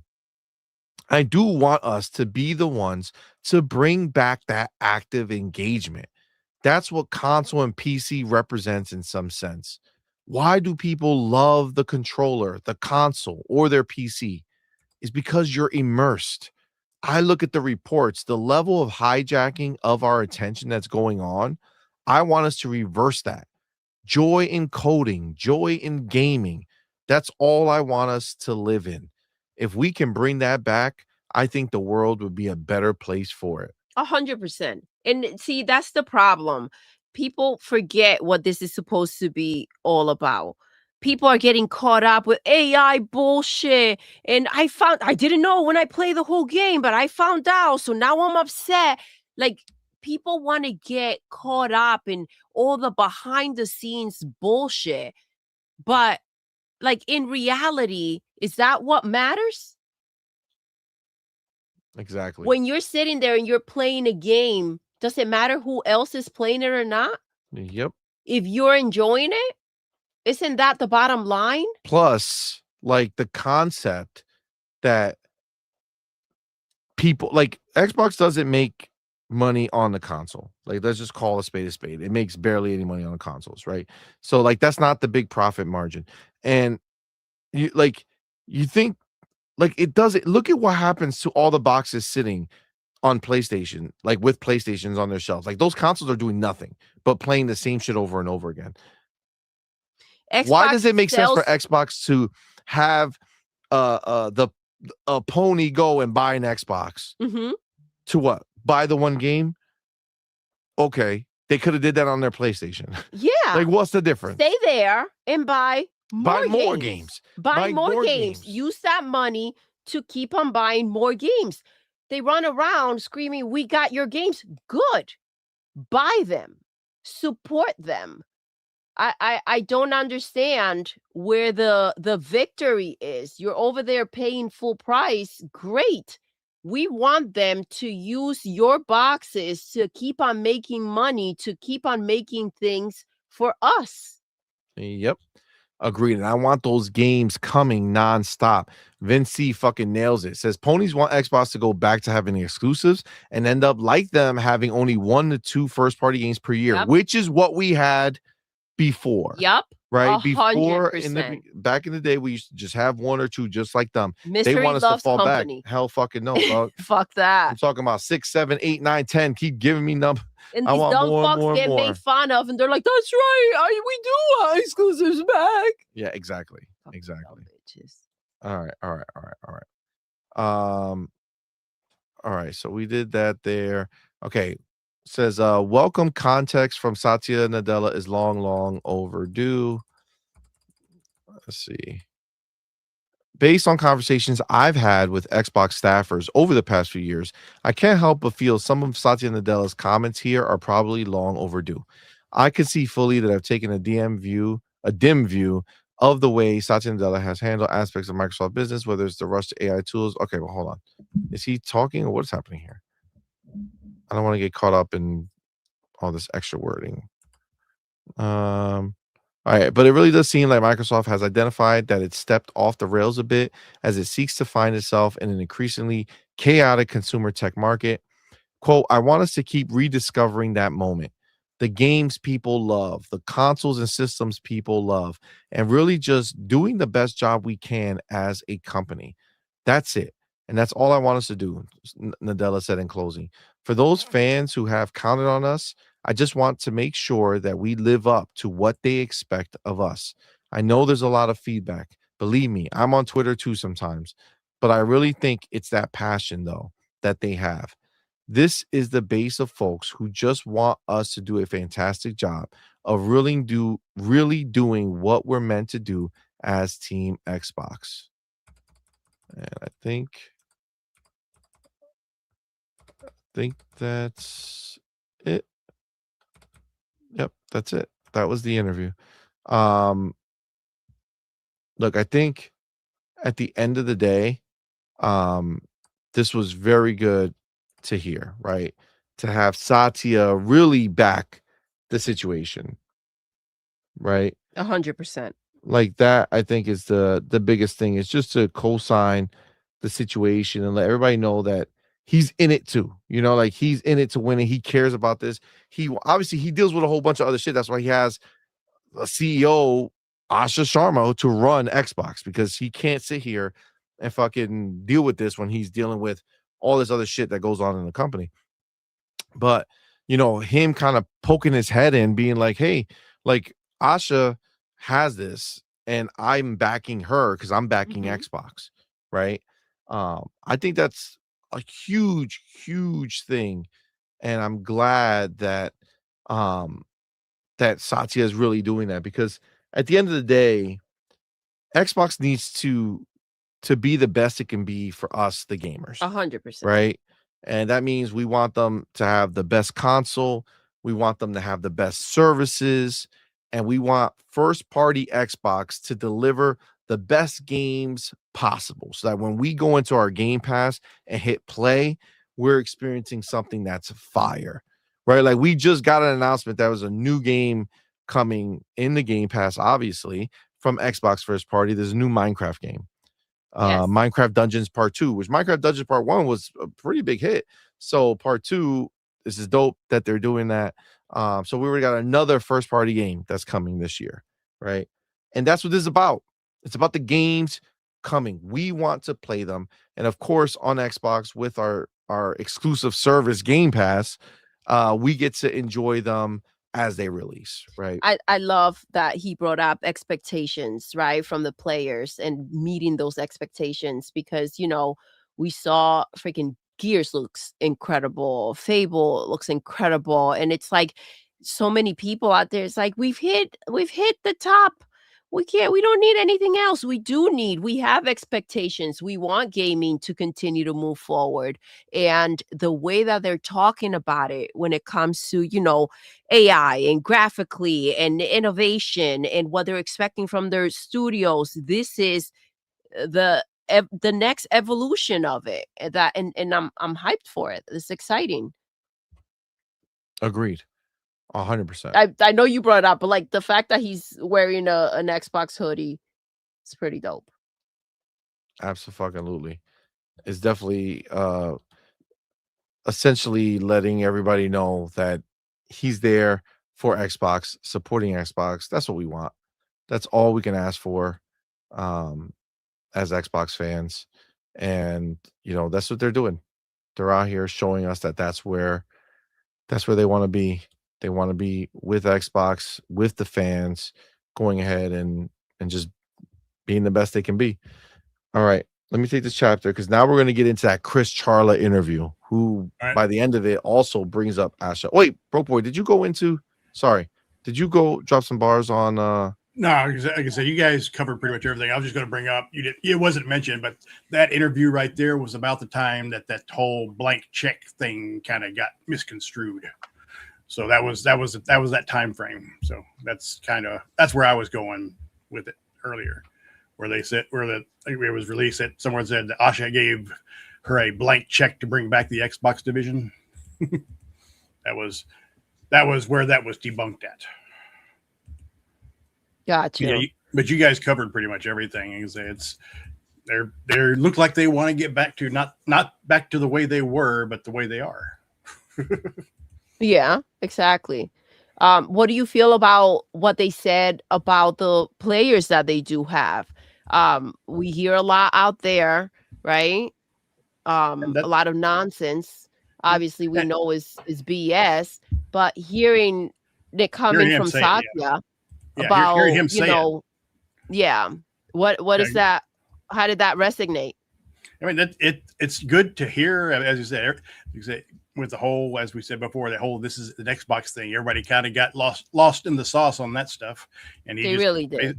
And he came back and said, "Hey, yeah, we understand you guys are our customers, so we want to focus on you, but we also can't lose focus of what we've been doing." Exactly. Broke boy, exactly. Like we're keeping focus on you, but we also got it. Like we're still moving forward, right? We're still running a business. Exactly. We can do both, but you got it. Like you got to let us be. I had to give one guy time out. He kept saying, "What you need to bring everything just back to the consoles." Like, unfortunately, I mean, it's a fact. It's a fact. Xbox does not have the console base to support all these games that they have to make them exclusive. Agreed. All right. Yeah, and when it comes to that blank check thing, like obviously he didn't say that. And he doesn't mean that. It's not literally a blank check, but I do think he's gonna give her a nice runway. Yeah. Right. He's not gonna get in the way too much. Yeah, like he's gonna understand that he's still got the final say, but he's gonna let her do her thing. Exactly. Right. And then she's going to have to live with that. And that's what he said. Right. Like you guys have to do it. Right. You guys have to be the creative ones. You have to figure it out. Because at the end of the day, that's what it's about. You guys doing what you need to do. Right. And that's what's going to happen. So I'm very hopeful. And I think that it's going to be something that works out really well for us. All right. So now we have a new interview of Chris Charla. I've had the pleasure of meeting him multiple times now. Very, very cool guy, very chill guy.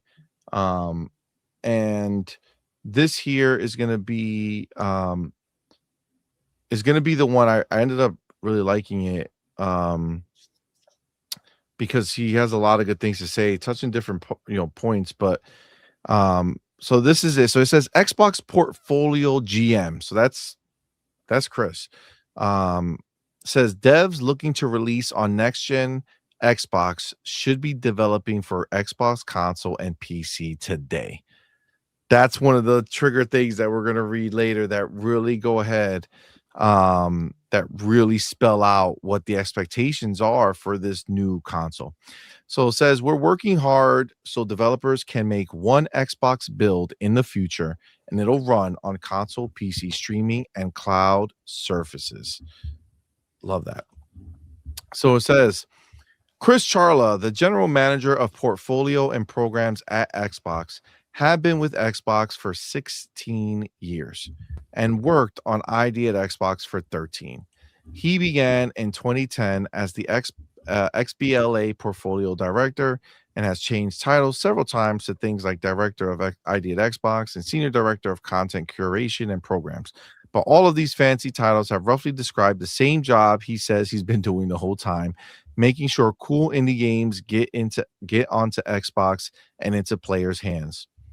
Charla and I have met many times, usually at Xbox hosted mixers or ID at Xbox events at the Game Developer Conference, Summer Games Fest, or elsewhere. Almost universally, every time we chat casually, we share photos of our cats and talk about what books we're reading. There's our boy Chris Charla. Cool dude. But this year, I was able to formally interview him about his job, the indie landscape, and what's on the horizon for Xbox and its third-party relationships. We headed up to a quiet loft in downtown San Francisco above Xbox Play Anywhere's event at GDC. So that was upstairs from where we were. On our way up, I maybe too proudly told him I had been reading War and Peace. He, skateboard in hand, told me he wrote it here and had been reading a miscellaneous mix of science fiction. Just a floor below us were 13 upcoming indie games coming to Xbox being shown off to media throughout the day. I had just gotten done playing the likes of 3D Puzzler Nomori, brain-breaking platformer Screenbound, and my favorite of their showcase, narrative-driven life simulator Delphinium. That was a good one. Xbox does this sort of thing every year, and frankly, their indie showcases like this are always full of bangers. Whatever peaks and valleys have gone on with Xbox's first-party lineup in the last few generations, Charla knows how to pick an indie. Facts.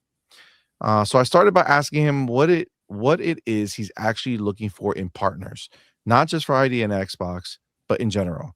Who does Charla want to see on Xbox?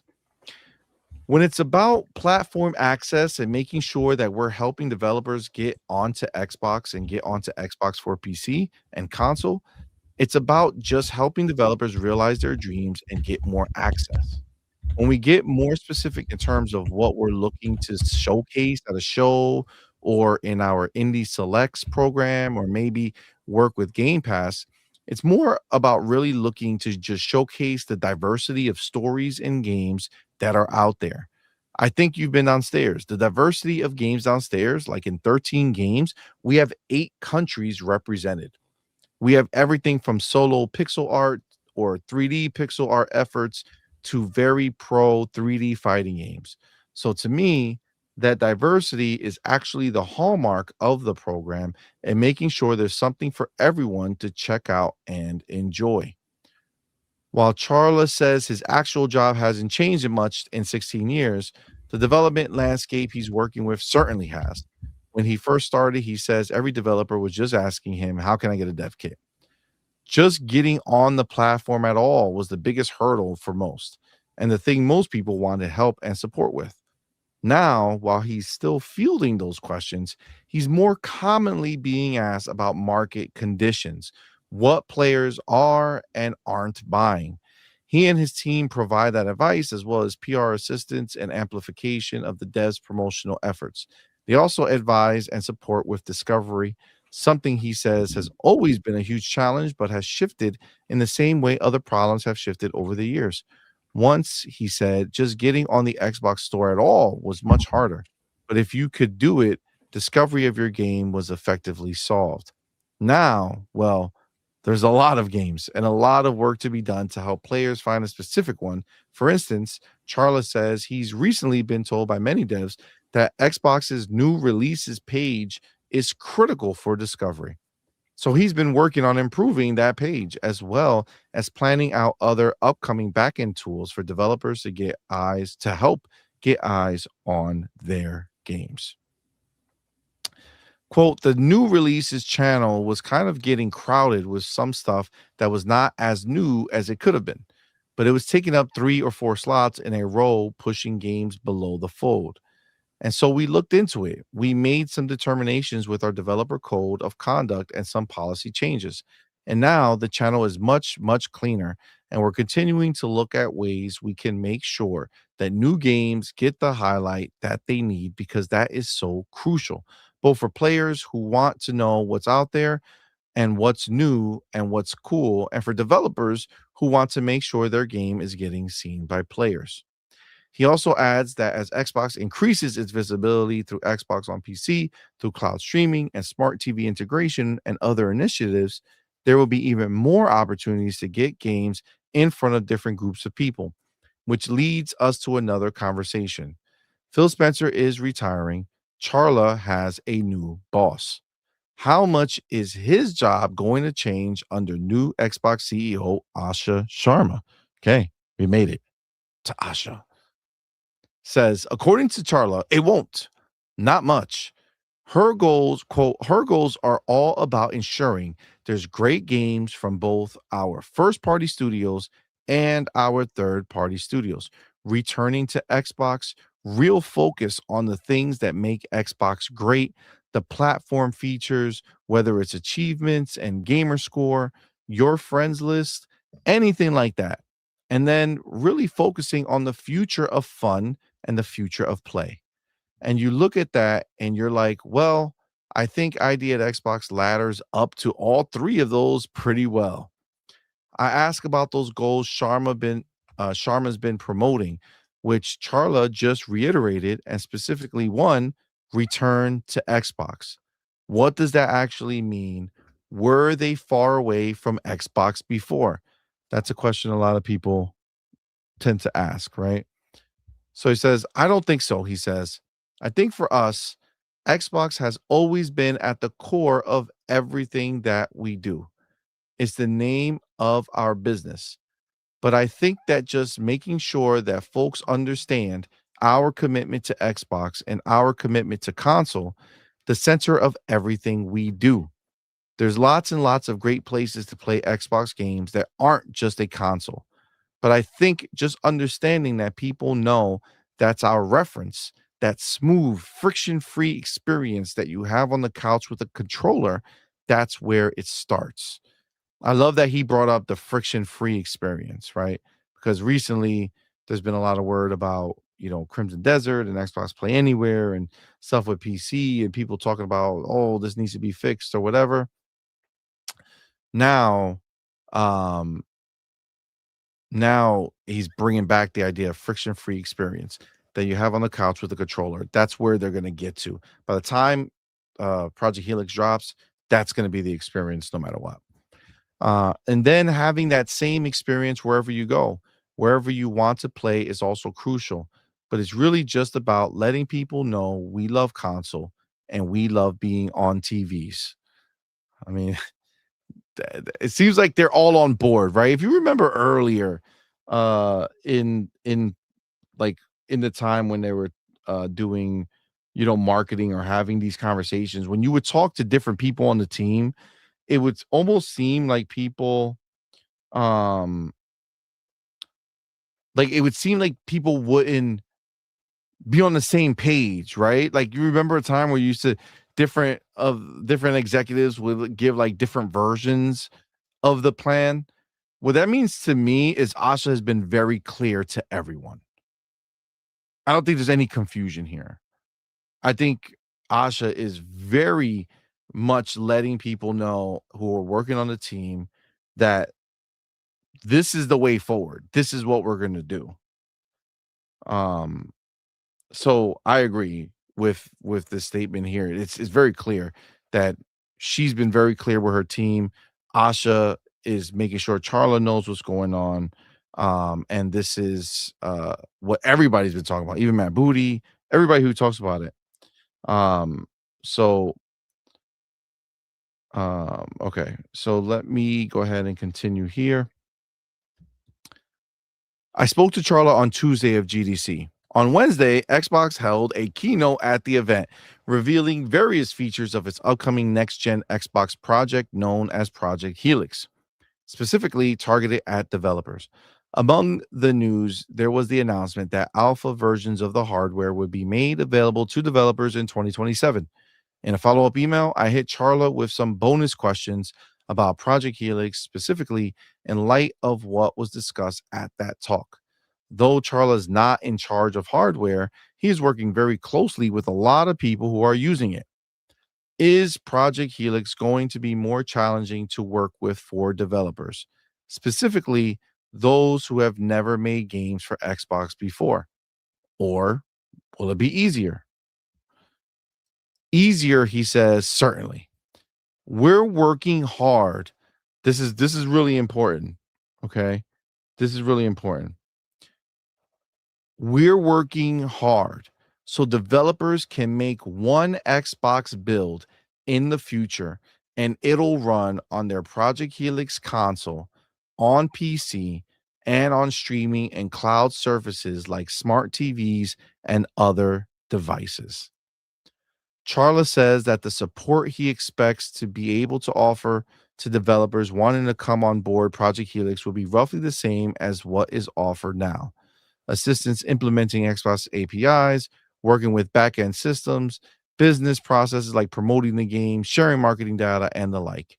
So I asked him what advice he has for developers, especially indies, who are looking at releasing on Project Helix in future years.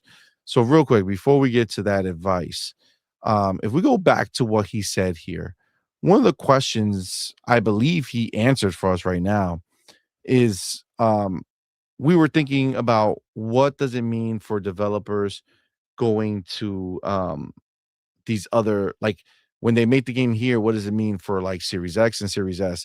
And it's clear he's looking at Helix as a next gen platform that will tie into the PC ecosystem. So I think the same way you have some games that are only on, and again, I'm just kind of going based off his words here, how you have some games that are only on PC. Now that would just expand to only on PC and Project Helix. So I don't think the PC and Project Helix build of the game are going to just transfer over to console. I think what you're looking at is, people who are making the PC build are going to get the Project Helix build, and that's just going to be, hey, the games are there. And then there's going to have to be other versions for the Xbox Series X and S, I'm assuming, based off of this statement. It would be a little rough, I think, a little difficult, because it's like, well, how come it's on, like, theoretically in that sense, then you could end up with a Project Helix exclusive that's not on the Series X and Series S. So, you might end up in that scenario more often than we think, because there's a lot of games that only come out on PC.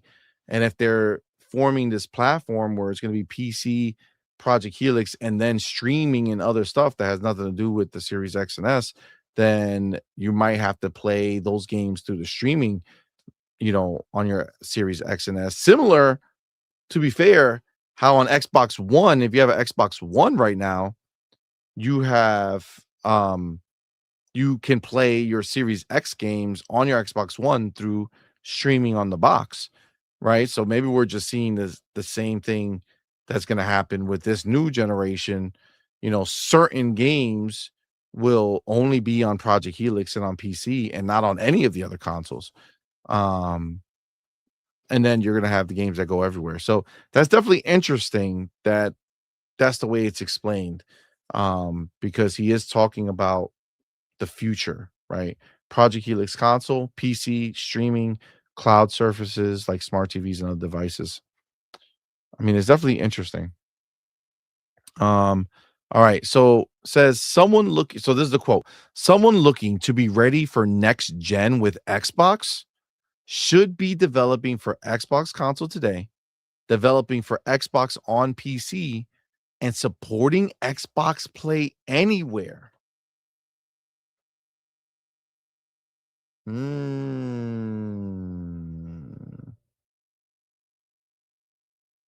see that, right? This is interesting, because it kind of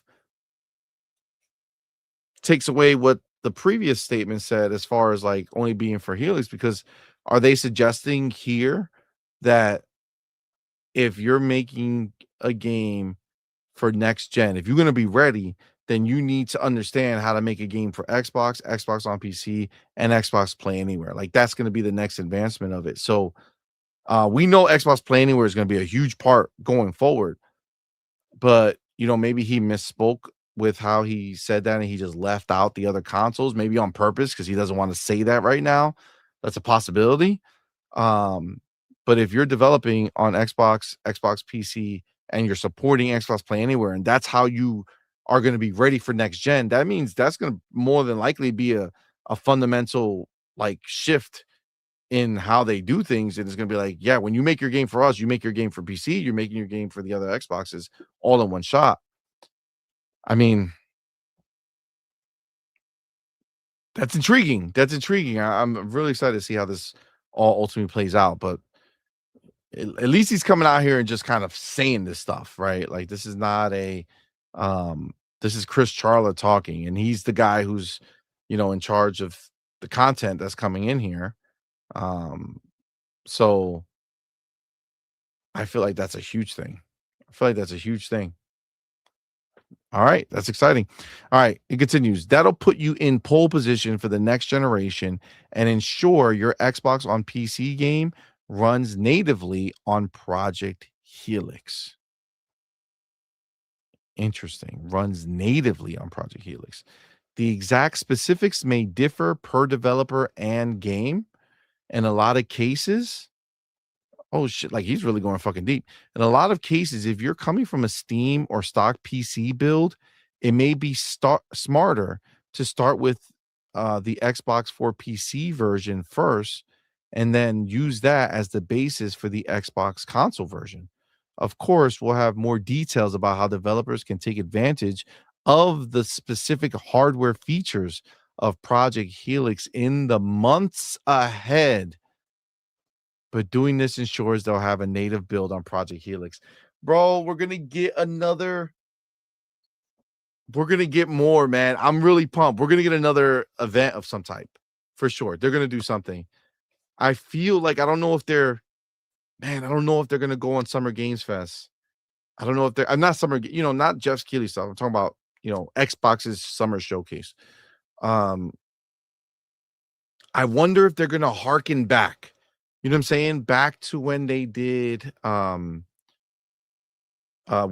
a May reveal of the hardware, and then during the June showcase, they just showed games. I wonder if we're gonna get that big of a reveal, or is that gonna be next year's? You know what I'm saying? Like, it's clear they want to talk about it now, right? They're not waiting to next year, which is interesting.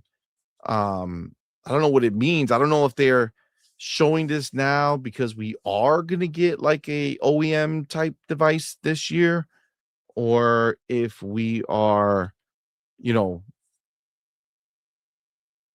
if they're just getting ahead of next year. Because next year, obviously, is when the Project Helix dev kits are going to go out. What do you think, Broke Boy? What do you think of this part right here that we're talking about? Where it looks like Xbox Play Anywhere is going to be the kind of basis for them. They're saying start if you're coming from Steam, like a PC only game, you might want to make your game for Xbox PC version. Like there's a lot of stuff here, and then in the months ahead, we're going to see it. Are we getting another show? What do you think, bud? The thing I'm looking at besides the Play Anywhere is you have to develop for Xbox and Xbox for PC. So this whole narrative of Xbox is only going to play the Xbox PC games is pretty much shot to hell. Facts.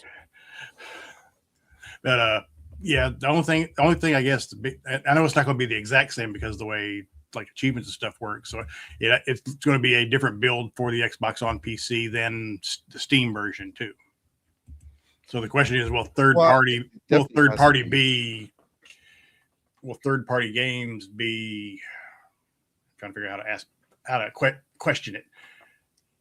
Third party games made people would not want to make their game for Xbox on PC and only on the Steam, but yeah. I think the thing that they're doing now because there's not all games come to Xbox on PC.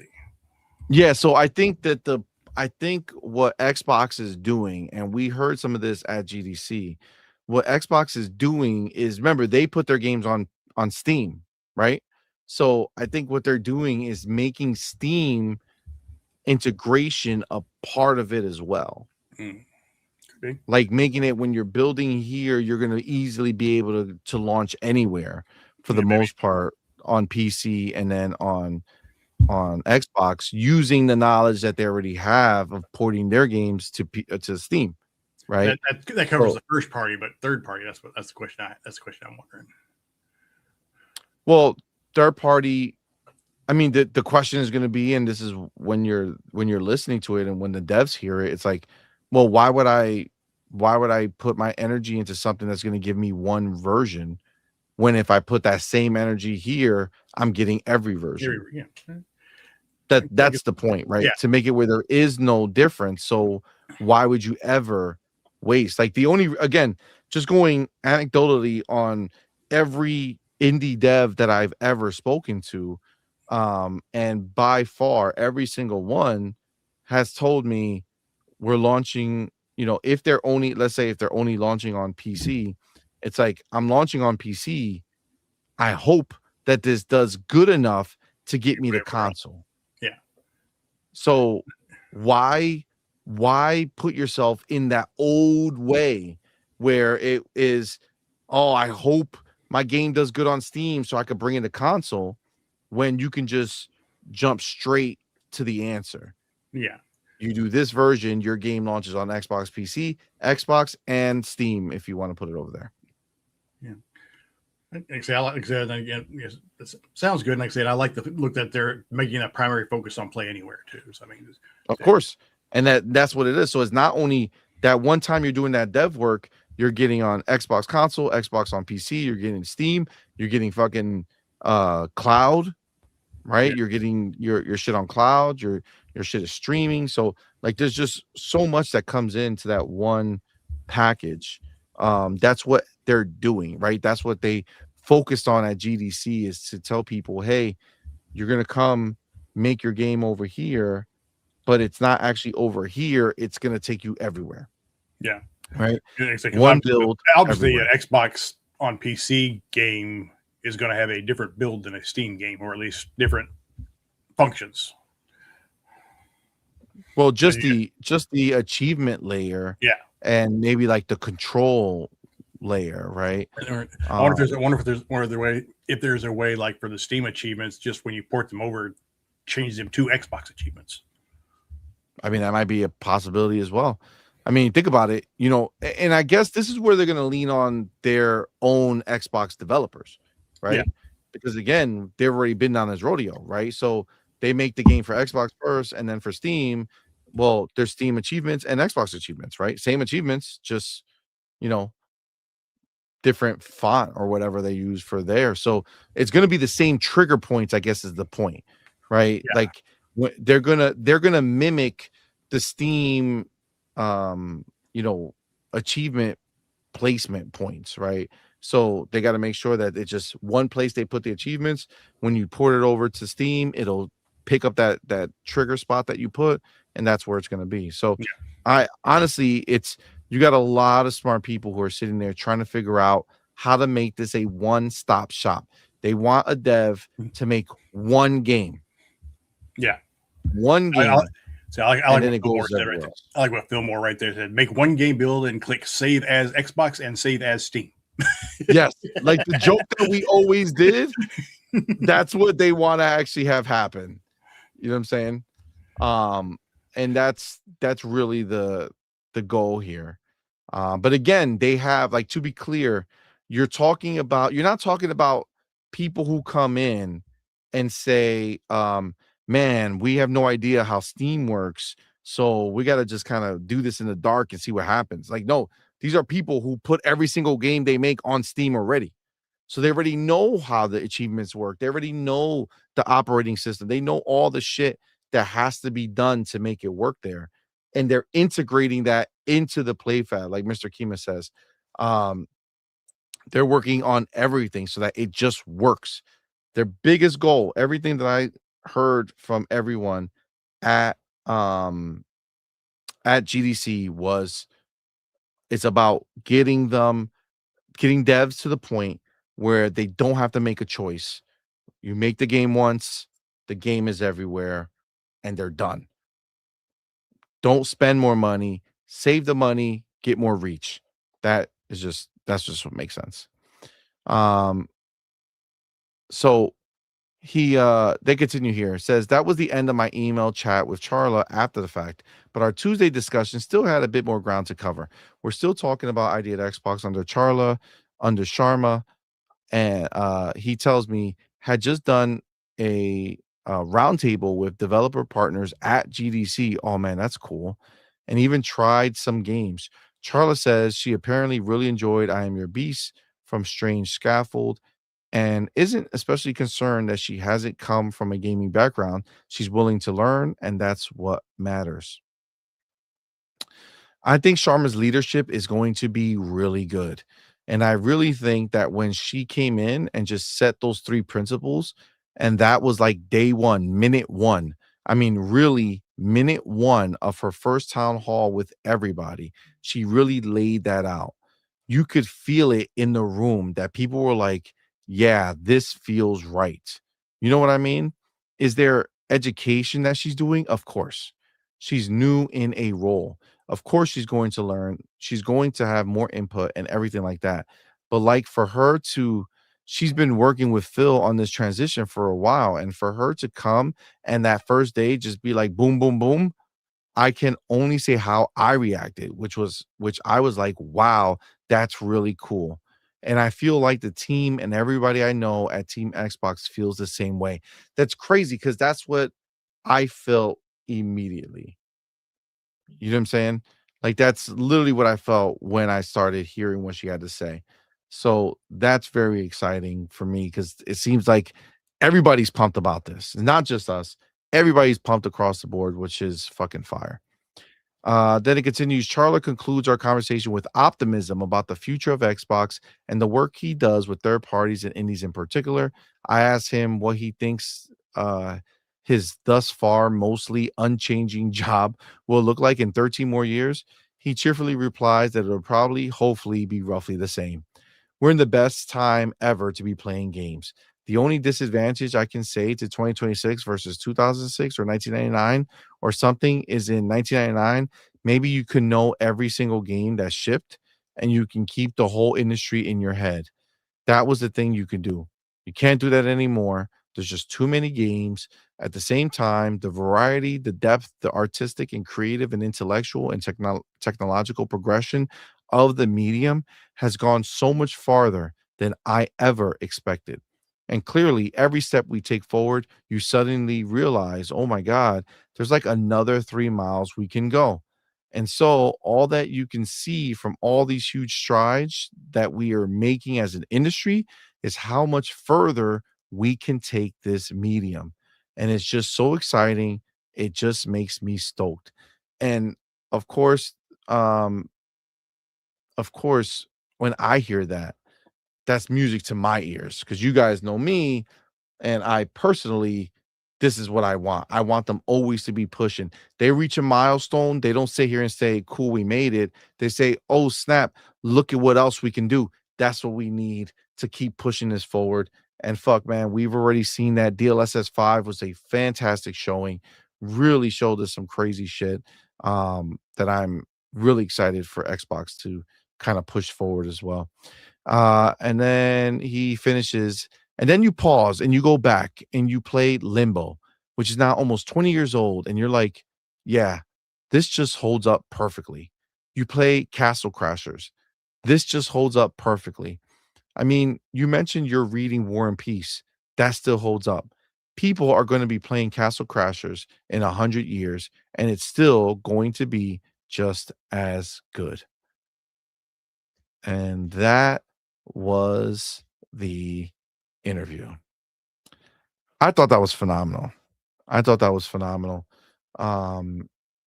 love, Chris Charla is a really like real dude. He's really cool. And the fact that he did this interview and just kind of went in, kind of talking about Asha and talking about what's going on. Didn't shy away from it. That's exciting for me because he's saying everything that we want, right? He's saying that that's where she's going to. Like, that's where Xbox is heading. We're going in this direction of having more games accessible to us, being in a situation where we don't miss games anymore. And I'm not talking about the games that are one-offs that go to PlayStation. I'm talking about all the games that are just on PC, right? We get out of that hole where we are stuck, missing out on cool shit. Now, all that stuff is going to be available to us, and it's just going to be coming. And we have an exciting time from now. I mean, guys, I know that it may be hard to believe, but like next month, March is over. You're talking April, May, June. You're talking literally 2 whole months, actually, because all of May. June is going to be in the beginning of the year. I mean, in the beginning of the year, the beginning of the month. So we're only talking about 2 more months and a week before that's where we are, right? So these next few months are going to be a whirlwind, man. We're going to have so much information being revealed. We're going to have so much as far as, the amount of games we're going to be playing. We got a couple of Xbox games coming out next month. With Kiln being one of them. That's fire. And then Mouse PI. So many, bro. So I saw many. something. It was funny. Mouse PI's got a physical Xbox Deluxe edition coming out. With not the standard, but the deluxe. But it's not in the US. Oh, really? I looked at the regions. The regions is all Europe and Middle East. Oh. I put a question to the devs on Twitter and asked them about it. They haven't answered, and they may not. Yeah. Well, I mean, we'll see. I mean, that's definitely an exciting game. There's just so much good stuff, man. It's really crazy. There's only so much time in a day, and this is really an exciting time to be a gamer, bro. There's just so much choice and options that are available to us um that are just really exciting fucking games that are out there. So um yeah, man. This was really dope. This was really, really dope. Guys, this is where we're gonna wrap it up, man. I know that there was other things that we could have talked about, but they're gonna have to wait. Now, I gotta be honest with you. I don't know exactly how the rest of this week is gonna play out. I have some work stuff coming up. Um, so I don't know exactly what we're gonna do. Worst case scenario, we'll be back next Tuesday. But maybe we might do some late night stuff Thursday or Friday. We'll see. We'll see. I don't know 100%. Remember, PAX East is also this week, starting Thursday to Sunday. I will not be attending, unfortunately, because of work stuff that's going on at the same exact time, like literally same exact time, which is crazy. So it's almost like, fate intervened and just said, you know what? You should sit out PAX this year, which sucks because I got invited to check out Halloween and I'm so amped for that game, but I can't go. So be what it be. But man, what a show, man. Thank you guys so much for rocking out with us. Thank you to everybody who went ahead and was part of the conversation. Thank you to everybody who super chatted. Thank you for everybody who became a member and gifted memberships. I will tell everybody that the poll is ending now. And for ad-supported tiers, 47% said yes, but it should only be a free ad tier that they're adding. 26% said yes, one for each tier. 20% said no, they don't want any ad tiers. Y'all just greedy. And 7% says no, Game Pass should die. That's real crazy. Exposed. We had 7% ponies in this bitch, which is wild. But those were the results. Again, thank you all for rocking out with us. Again, to be clear, just in case, next Tuesday, guaranteed. Maybe something Thursday, Friday, late night, if it were gonna happen. So I would obviously keep you guys posted and let you know what was going down, if it's going down. But yeah, of course, my Doodle was here. She did have to step away. But shout out to Doodle for rocking out with us for so long and giving her bars as she always does. She's a fucking beast and crushes it. So shout out to my Doodle. Thank you, baby, so much for rocking out with us. And then, of course, we have our boy, motherfucking Broke Boy. Of course, it's Tuesday, so Farrell normally comes through, but he couldn't come today. He should be back next week for sure. But we do have our boy Broke Boy in the building. Shout out to Broke Boy, man. Thank you, my brother, for being here. Thank you for rocking out with us. Why don't you let everybody know what you got going on, where they can follow you or find you, and I'm usually making fun of PS fanboys on Twitter or posing them of their double standards, which they don't really like. My block list seems to be getting larger and larger. Or my being, not my block list, but my being blocked list. A lot of people are blocking you. It's always funny when I come across somebody and I read like their thing. I'm like, oh, that's pretty cool. I might want to retweet or something. I'm like, oh shit, this person has me blocked. What the fuck did I do? I've run into some where you look at their bios. Says, if I see you play an Xbox, immediate block. I'm like, okay. Wow. Yeah. Yeah. Matter of fact, I think it was may have been Boom that posted it earlier. It's like somebody reposted something from Zubitech. I was like, Zubitech was actually I think one of the first ones to block me on Twitter. Nice. Nice. All right, so you put your Twitter. Put it in the chat. All right, cool. All right. So and don't forget we got the partner showcase on Thursday. Yes. Oh yeah. So let me just remind you guys with that. Like I said, I have work. I also won't be around at that time, so I can't stream it, unfortunately. But I will absolutely be looking forward to watching it. Maybe that's what I do. Maybe Thursday night, just late night come and stream it with whoever wants to come watch with me. Late at I'll night, also be maybe. I'll also be visiting Micro Center this weekend, as I talked to you earlier, looking to get me a new PC. So Nice. Fire. That's dope. Well, guys, worst case scenario, remember next Tuesday is the last day of the month. So it'll be your last day to see if you can make it on the banner for the month. But with that, guys, we're going to go ahead and end the show the way we end every single show. Doodle! We're done. Until next time, you're intruding.